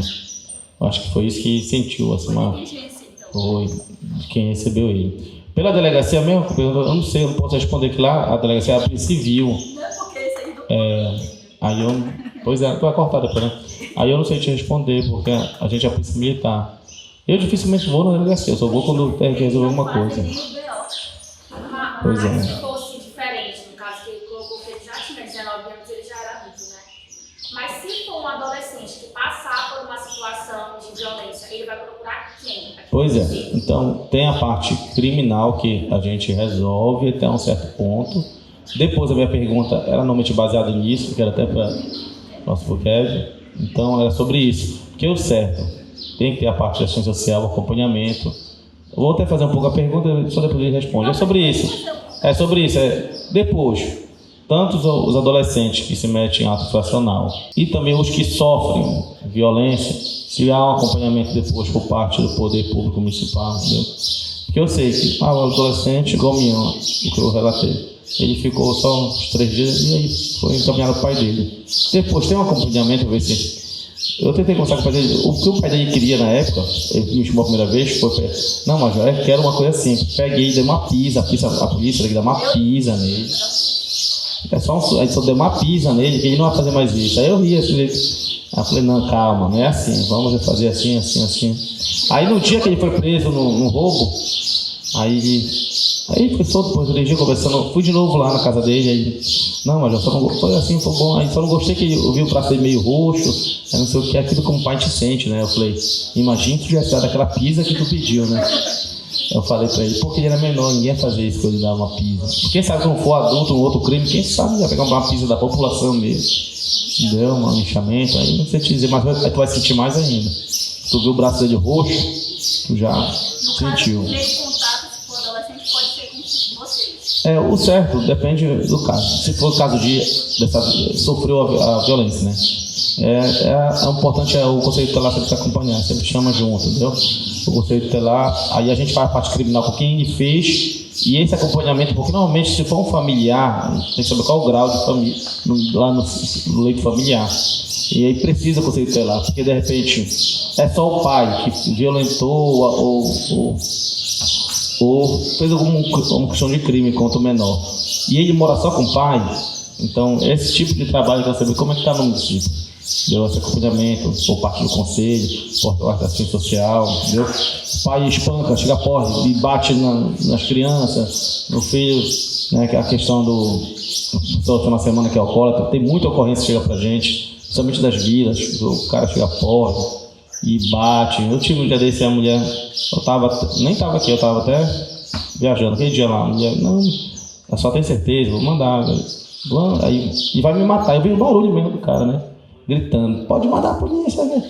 Aí mandei o pessoal, falei pra ter cautela. Aí prenderam ele com uma faca. Eu acho que talvez podia até matar ele mesmo, né? Ela e os filhos. É porque ele tava porre, não sei se também tava drogado. Aí essa coisa tem que dar apoio imediato. A gente não pode, como eu já falei essas coisas, tem algumas coisas de crime que a gente não pode deixar pra depois. Diferente do bar aberto ao som, não, a gente deixa pra depois, bora ver. Porque tem alguns crimes que a gente tem que dar um apoio na hora. Não interessa onde for, entendeu? É porque repercutiu muito ruim depois, eu não sei, a pessoa... isso vai para cada pessoa. Se eu soubesse depois que a mulher morreu e a gente não fez nada, né? Um peso, a gente pode ser responsabilizado por prevaricação também, mas isso é muito chato, então tem crimes que a gente... E esse tipo de crime a gente não está sendo bastante punido, né? No nosso município, as questões da violência contra os menores e contra as mulheres também. Então, respondendo isso... Como tu falou, era uma outra realidade, né?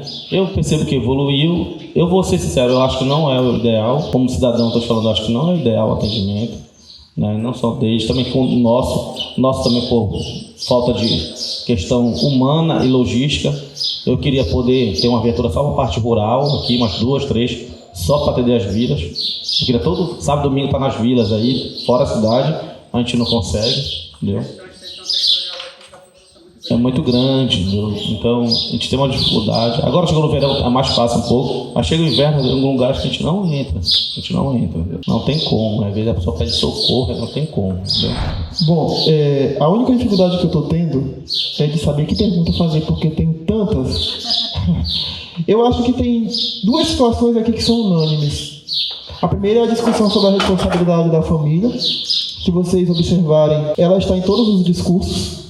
E a segunda, que é o funcionamento da rede de atendimento, que é exatamente a pergunta que o Major fez. Nós, inclusive, estamos em funcionamento de um grupo de WhatsApp, onde a proposta é os serviços públicos se conhecerem.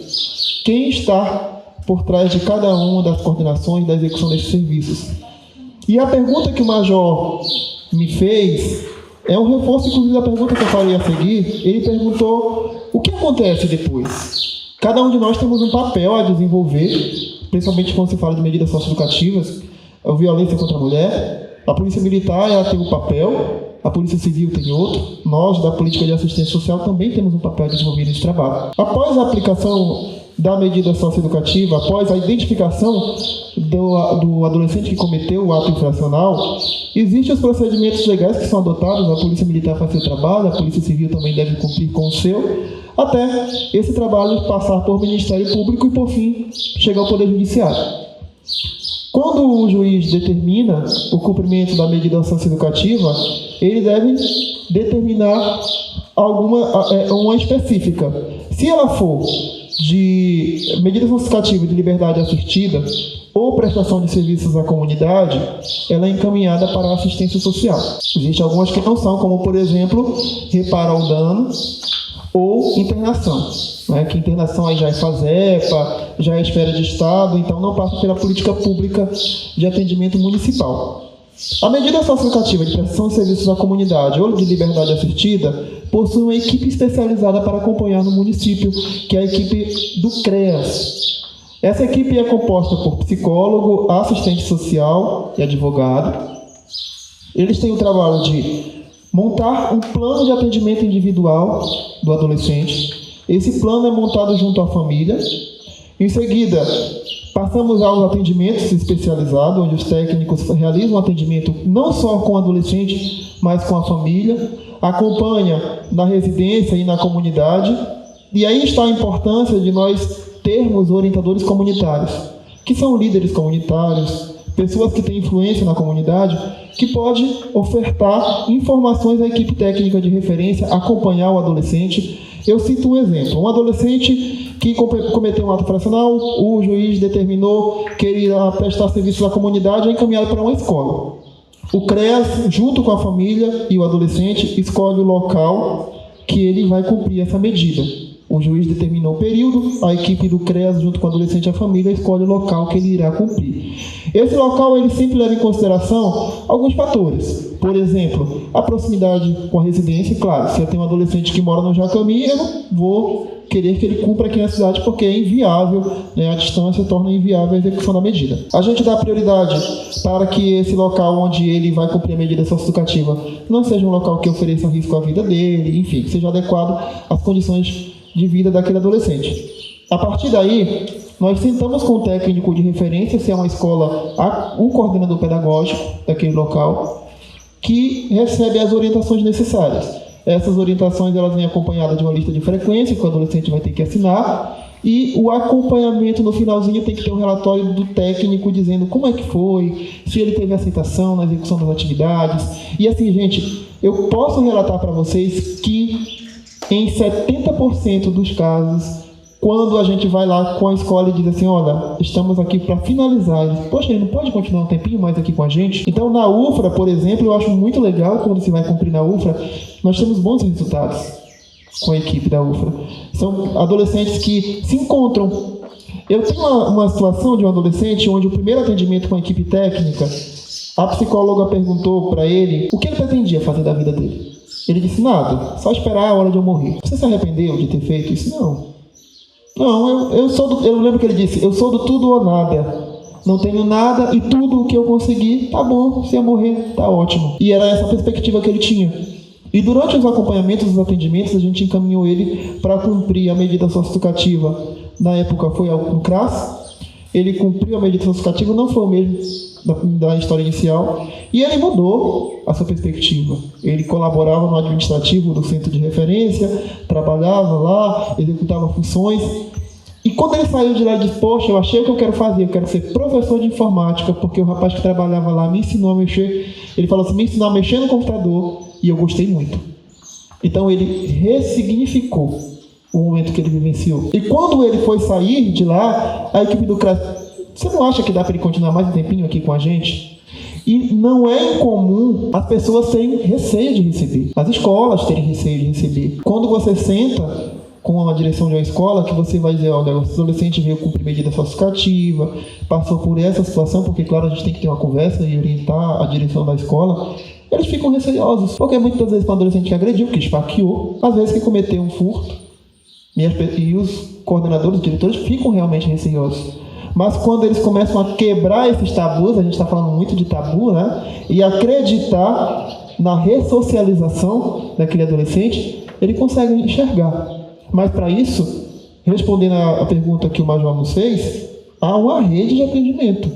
Passou pela Polícia Militar, Polícia Civil, Poder Judiciário, chegou a equipe técnica de referência do CREAS, que faz o acompanhamento. A família participou da montagem do acompanhamento daquele adolescente, porque a família diz quais as habilidades que aquele adolescente tem. Muitas das vezes você tem a oportunidade de colocar um adolescente para trabalhar no administrativo, que ele sempre amou informática, mas eu vou colocar ele para trabalhar lá na portaria, ajudando o porteiro daquela escola.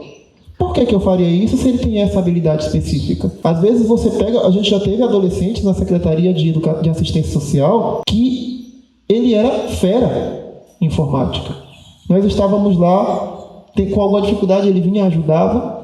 A princípio a gente colocava na recepção, e aí ele tinha boas habilidades, mas aí na montagem do plano, olha, ele tem habilidade com informática, traz ele para trabalhar com a gente. E ele conseguia não só se identificar, como enxergar as possibilidades de um mercado de trabalho também naquilo. Então, eu coloco isso, e a resposta que o Major esperava, espero poder ter lhe respondido, inclusive, também a minha pergunta. Eu acho que falta muito, a gente cobra muito da família, e sim, tem que ser cobrado, afinal de contas, o próprio Estatuto da Criança e Adolescente prevê eles como os primeiros responsáveis, né? Nós estamos lá na ponta, família, sociedade, poder público. E a minha pergunta, eu gostaria muito que fosse direcionada a todos, mas infelizmente não pode, né? Eu gostaria muito que a educação se identificasse quais as suas responsabilidades diante do enfrentamento às violações de direitos, mas eu gostaria de perguntar especificamente para o Major também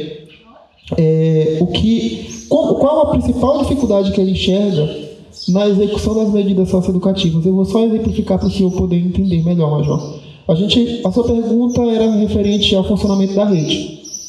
Nós sabemos, não adianta pôr panos quentes, nós sabemos que o número de violência contra a mulher é gigantesco. Não só em Capitão Poço, mas em todos os municípios. E a gente sabe também que, por mais que seja um percentual mínimo que chega até as autoridades, a Polícia Civil ou a Polícia Militar, porque às vezes elas vão diretamente na Polícia Civil fazer boletim de ocorrência, mas às vezes também pedem socorro, para a Polícia Militar. Por mais que pequeno ainda, bem tímido, esse número existe. Tenho certeza que vocês já atenderam ocorrências desse tipo, de vizinhos que denunciaram o marido espancando a esposa, de mulher que ligou pedindo socorro. Tenho certeza que a Polícia Civil deve também ter recebido já várias situações como essa, mas não chegam até a gente. São situações que não chegam até a gente, infelizmente. Existe um serviço especializado ofertado para a mulher vítima, mas ele não chega.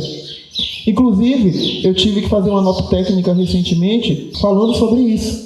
Nós temos diversos serviços que são ofertados, mas que não são acessados, porque a demanda não chega.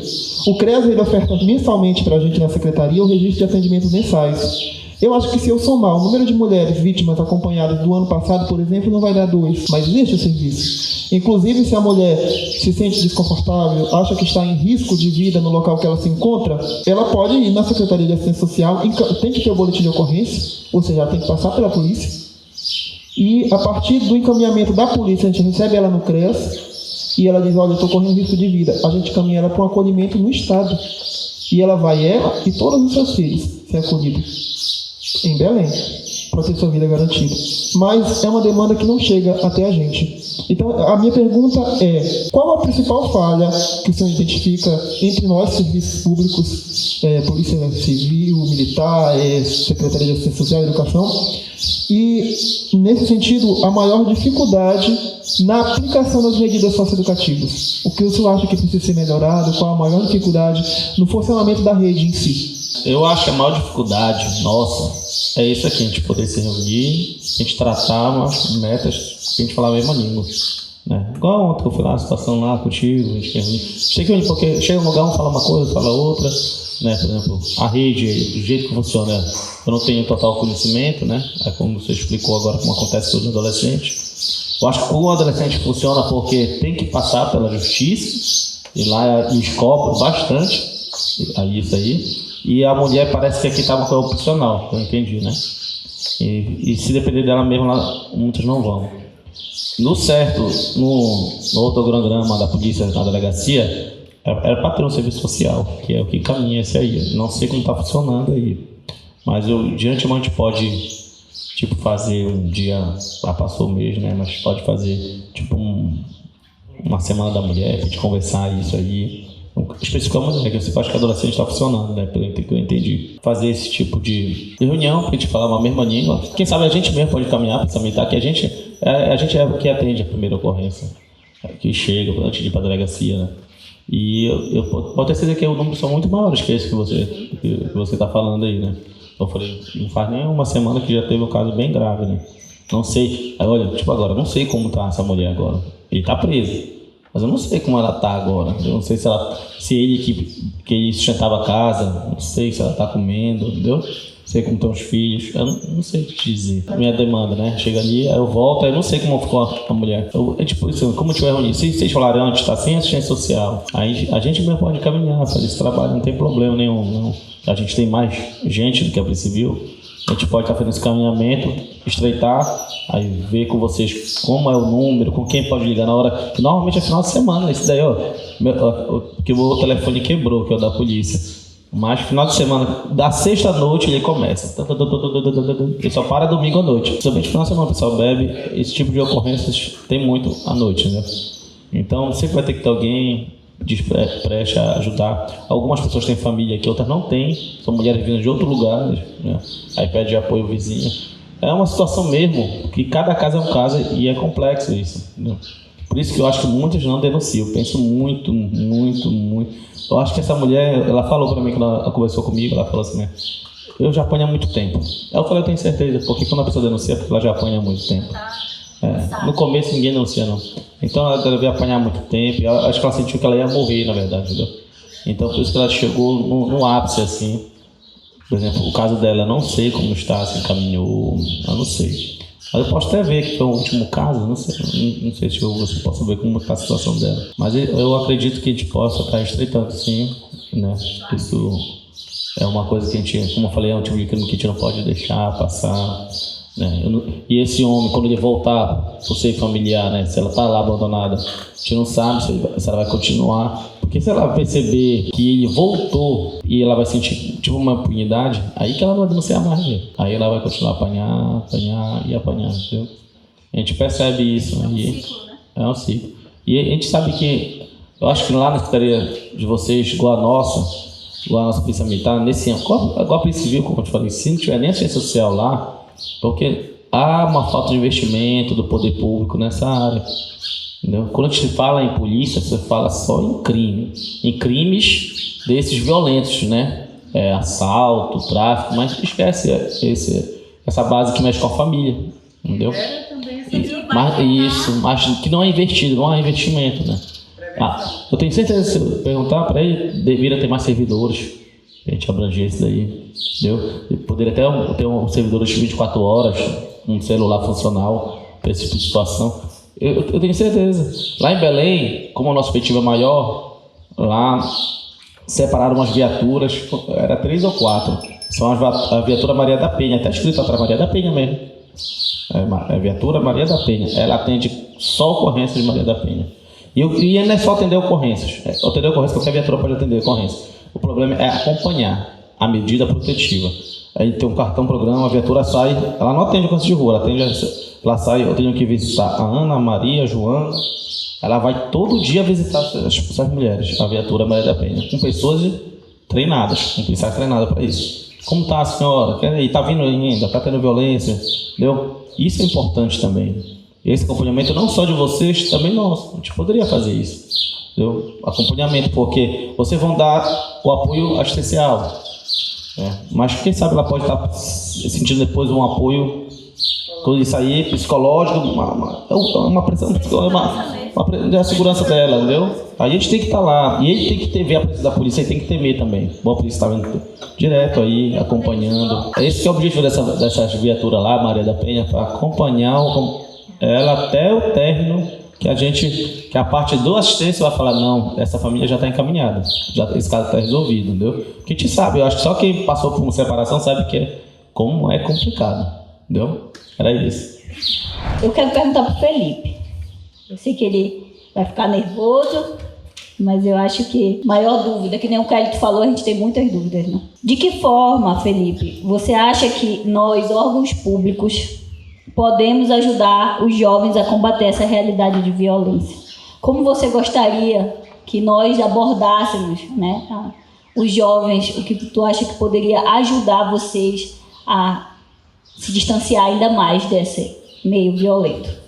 Bom, como acho que já foi dito aqui bastante, o diálogo seria, acho que, a melhor forma, né, a forma mais efetiva de ajudar. Porque muitas vezes assim como já foi dito aqui, os pais ou alguém da família, quando ocorre alguma coisa com o adolescente, eles não procuram sentar e conversar, mas sim já chegam numa postura agressiva, de imposição, assim como ela disse. Já chega com uma postura de acusatória, né? Sem querer saber o que aconteceu, mas apenas impor a vontade, porque assim como ela disse, quando uma criança ela passa da transição de criança, adolescente e jovem, ela vai começando a criar um pensamento próprio, que nem sempre é o que é verdade, né? Nem sempre é o pensamento correto. Mas aí que a gente tem que ter bastante cautela nesse momento, porque como eu já ouvi falar bastante vezes, nós, seres humanos, nós somos uma folha em branco quando nascemos. E a gente vai sendo pintado conforme aquilo que a gente vai aprendendo, que a gente vai passando, conforme as nossas experiências. Então, a melhor forma para resolver isso seria conversar. O diálogo sempre seria a melhor forma para resolver qualquer coisa. No caso, até os órgãos públicos ir e abrir esse espaço. Eu vou falar sobre essa questão. Tá, então vou deixar aí. É a pergunta dele. Como tomou o microfone dele? Não se pode dizer, Bom, eu queria fazer uma pergunta para ele. Suponhamos que, por exemplo, eu conheço alguém que ele está passando por um problema com drogas e eu queria saber qual seria o procedimento para ajudar essa pessoa. Bom, respondendo a sua pergunta, o atendimento a usuários de drogas, ele é bipartite entre assistência e saúde. Se você se refere ao tratamento em si, isso é uma política de saúde, né? A saúde, ela deve ofertar serviços para o tratamento de desintoxicação do usuário de drogas. Mas esse usuário, ele também pode ser encaminhado para os serviços socioassistenciais. Existem duas formas de você ter acesso ao serviço. O CRAS, que trabalha com prevenção. Se for adolescente, existem diversos serviços que ele pode participar, como o serviço de convivência, por exemplo. Se for adulto, ele também pode ser inserido em atividades, né? Ele pode ter acesso através da demanda espontânea, ou seja, ele mesmo pode chegar até o CRAS e pedir para se inscrever nos serviços, ou a equipe de referência do CRAS pode ser acionada e eles farão visita, inserção desse usuário nos serviços de convivência, no PAIF, nas oficinas de geração de renda, enfim, todos os serviços que nós podemos ofertar lá. Para isso, é só entrar em contato com o centro de referência, a pessoa pode ir lá pessoalmente, pode ligar. Olha, nós temos um usuário que está em situação de vulnerabilidade, por esse motivo, porque as pessoas confundem muito a vulnerabilidade social apenas com a situação de extrema pobreza. Mas a vulnerabilidade social ela se dá por diversos motivos, inclusive a própria violação de direitos. Muitas vezes, uma mulher é vítima, uma criança é vítima, em decorrência do uso de substâncias psicoativas. Ela foi agredida porque ele fez o uso, chegou em casa e espancou. Como o Major falou, a maioria das situações acontece aos fins de semana.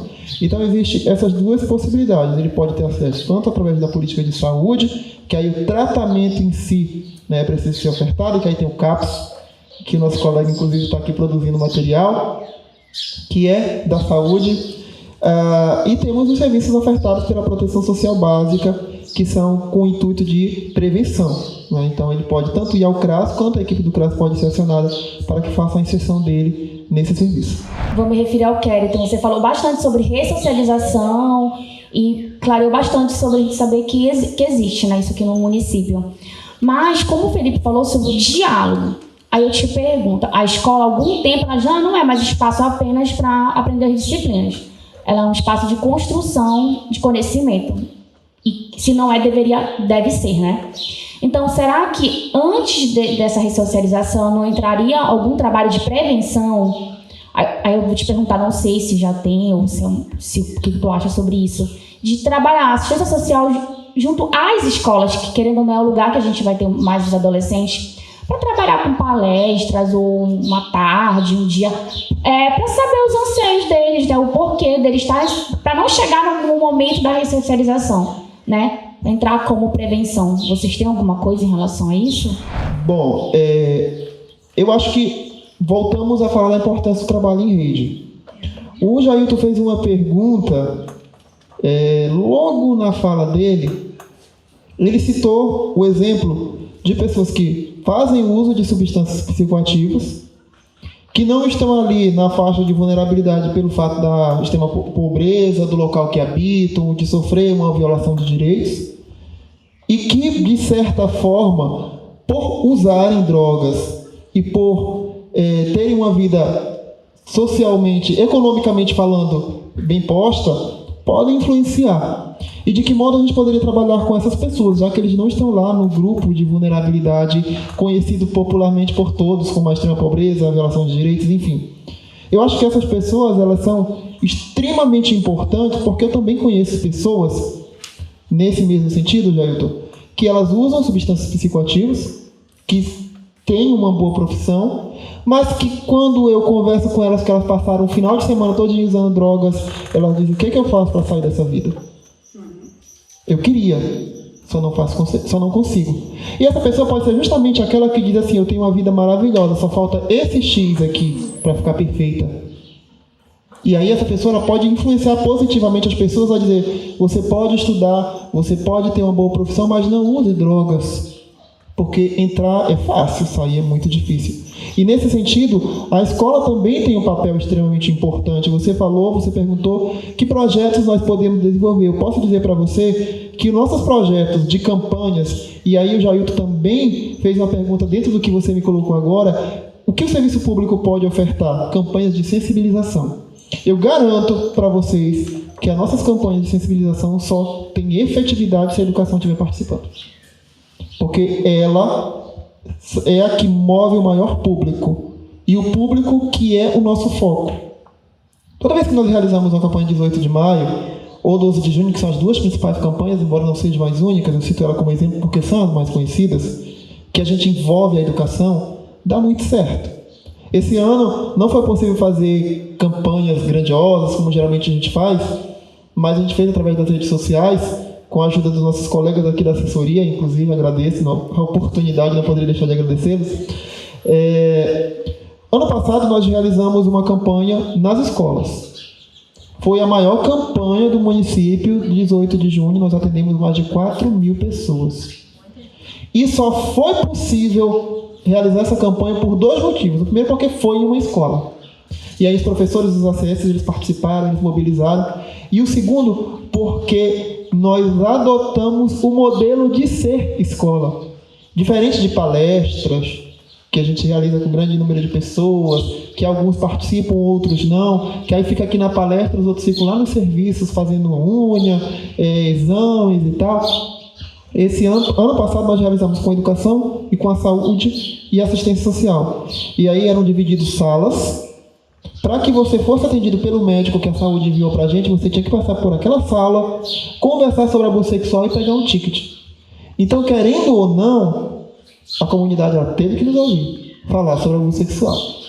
Foi um mecanismo que nós encontramos. E eu posso te garantir que só funciona campanha de sensibilização, que chega ao que o nosso colega Jailton falou. Aquele que está lá no topo, mas que usa substâncias psicoativas. Quando a gente faz um projeto, a gente coloca sensibilizar autoridades e comunidade. E a gente nunca coloca a comunidade, só a comunidade. É autoridades e comunidade. Porque se eu tenho um psiquiatra que faz uso de substâncias psicoativas e eu consigo chegar até ele já tem conhecimento técnico. Mas se eu consigo chegar até ele falando da importância de lutar contra o uso de substâncias psicoativas e que ele pode, junto com o serviço público, fazer isso, e eu consigo sensibilizá-lo, porque eu não consigo conscientizar ninguém, é uma fala que a gente tem que mudar, eu não consigo conscientizar. Quem se conscientiza sou eu mesmo, eu consigo sensibilizar. Preparar aquele indivíduo para se sensibilizar e se conscientizar futuramente. Se eu consigo conscientizar o psiquiatra, o enfermeiro, o professor que faz uso de substâncias psicoativas, a trazê-lo para o meu lado e lutar contra isso, fazendo ele enxergar que aquilo não é bom, gente, eu vou ter um professor apto a falar sobre isso, eu vou ter um médico apto a falar sobre isso. O que falta para a gente é entender o problema a demanda como de todos. Porque se eu sou médico e eu atendo uma criança que apresentou algumas características estranhas e que pode ser um abuso sexual e eu não me preocupo com isso, que profissional eu estou sendo? Se eu não consigo, como professor, identificar que uma criança, ou mesmo que uma idosa, chegou na sala de aula com manchas no corpo e eu não aciono as autoridades, que tipo de profissional eu estou sendo?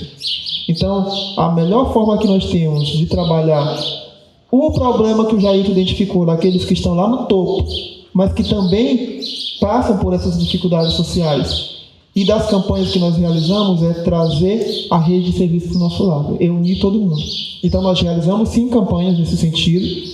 Garanto que só dão certo quando são realizadas assim, intersetoriais, mas sim, precisamos melhorar muito mais. Temos que ter uma parceria muito maior. Eu tenho que enxergar quanto à educação, quanto à saúde, que o 18 de maio não é uma data da assistência. É uma realidade nacional. As pessoas enxergam, o 18 de maio é aquela campanha da assistência. Não é uma campanha da assistência, gente. É uma campanha dos municípios, do estado, do país. O Dia Internacional de Erradicação do Trabalho Infantil, 12 de junho, é uma campanha mundial. E não é uma campanha da assistência, da saúde, da educação, é uma campanha de todos. Então a gente precisa juntar para multiplicar, somar para multiplicar. É isso que a gente precisa fazer. Juntar os nossos conhecimentos em todas as áreas e ampliar os resultados de tudo aquilo que nós fazemos. Eu queria contar para vocês uma história bem rápida, eu prometo. Eu tive uma experiência que eu não vou esquecer, faz muitos anos que isso aconteceu. Eu estava no CREAS, chegou uma senhora desesperada, já uma idosa, pedindo ajuda porque o filho dela é usuário de drogas, tinha vendido tudo que ela tinha dentro de casa, chegava de madrugada, imagina a situação, né? E ela chegou pedindo ajuda. Eu disse, olha senhora, a gente vai fazer a inserção da senhora, a senhora está passando pela situação de violação de direitos, a gente vai inserir o seu filho, a gente vai fazer um encaminhamento, a senhora vai na Secretaria de Saúde, vai buscar os atendimentos necessários. Tá. Eu não sei o que aconteceu, não foi dado o atendimento para ele, ele não foi encaminhado para o acompanhamento, não sei como foi. Ela voltou, no mesmo dia ela voltou ao CREAS, eu expliquei, olha, infelizmente é uma demanda que eu não tenho como resolver para a senhora, porque isso é da política de saúde. E ela saiu da cadeira, ajoelhou em frente da mesa e pediu, pelo amor de Deus, me ajuda. Eu disse, olha, o que eu vou fazer? Eu vou entrar em contato com um colega que tem um centro terapêutico, mas é Kellyton, não Kellyton do CREAS, porque eu acho que uma importância, por mais que a gente precise trabalhar junto, é você saber diferenciar as atribuições de cada um, porque senão vira um mingau e nada é resolvido. Eu, Kellyton, vou tentar conseguir uma vaga para a senhora lá, se der certo, tá bom? A senhora está entendendo que não é o CREAS? Estou entendendo. Isso deve fazer uns 6 anos, mais ou menos. E aí eu consegui, conversei com ele, não, eu consigo e tal. Eu nunca vi esse rapaz. Eu entrei em contato com ele, o rapaz conversou com ela por telefone, prestou todas as orientações. O que nós fizemos quanto política de assistência social foi conseguir o material que ele precisava, que a família é extremamente pobre, então escova de dente, colchão, essas coisas. Foi entregue para ela, foram levar o rapaz. E tá, depois de uns 3 anos, eu fui morar em uma outra casa e eu precisei colocar umas grades na minha casa. E esse rapaz, e aí a minha vizinha disse, olha, quem colocou foi essa pessoa e tal, e me deu o telefone dele, eu liguei para ele foi lá em casa, instalou as grades, aí na hora do almoço eu precisei sair, disse, olha, se você precisar de alguma coisa, você me liga, que eu vou precisar sair. Tudo bem. Aí ele saiu para almoçar e acabou que não conseguiu me ligar depois que eu vi as ligações. E aí eu fui ligar para ele para saber se ele ainda ia retornar. Quando eu liguei, quem atendeu o telefone foi a mãe dele. E aí ela, olha, ele não está aqui, mas porque ele já saiu para ir para onde você está, ir para o seu trabalho, e acabou esquecendo o telefone. Tá. Aí ele chegou, começou a trabalhar. 10 minutos depois ela chegou lá em casa. E aí ela foi e disse, eu conheci sua voz por telefone e você que conseguiu uma vaga para o meu filho sair do mundo das drogas. E ele estava trabalhando na minha casa, um excelente profissional, inclusive. Então, se a gente não acreditar nas pessoas e nós também não fizermos o nosso trabalho como serviço público, a gente não vai conseguir uma efetividade. É interessante. E assim como é interessante para a gente, é interessante também para as demais pessoas, né? Elas só não têm a oportunidade que nós estamos tendo agora. Quero agradecer, eu vou encerrar essa mesa. Eu acredito que foi uma das nossas vitórias desse ano, né? Apesar do nosso contexto de isolamento social. Quero agradecer o Major, que está sempre disponível, o Kérito, que a gente aí tem feito várias parcerias. O Jailton, esse chato aqui do lado, que não mede esforços, às vezes ele nem olha o meu projeto, ele diz, tá bom, passa pro Anderson. Né? Que aí depois a gente vai, abraça e faz acontecer. A Divi, que foi chamada em cima da hora, mas abraçou também a mesa, talvez esteja com a gente aqui nos demais dias. Felipe, estou muito feliz com a tua presença. Eu espero que mais jovens, né, e adolescentes estejam presentes nessa mesa. Eu acho que foi muito importante, né, a representatividade. E é isso. Obrigada.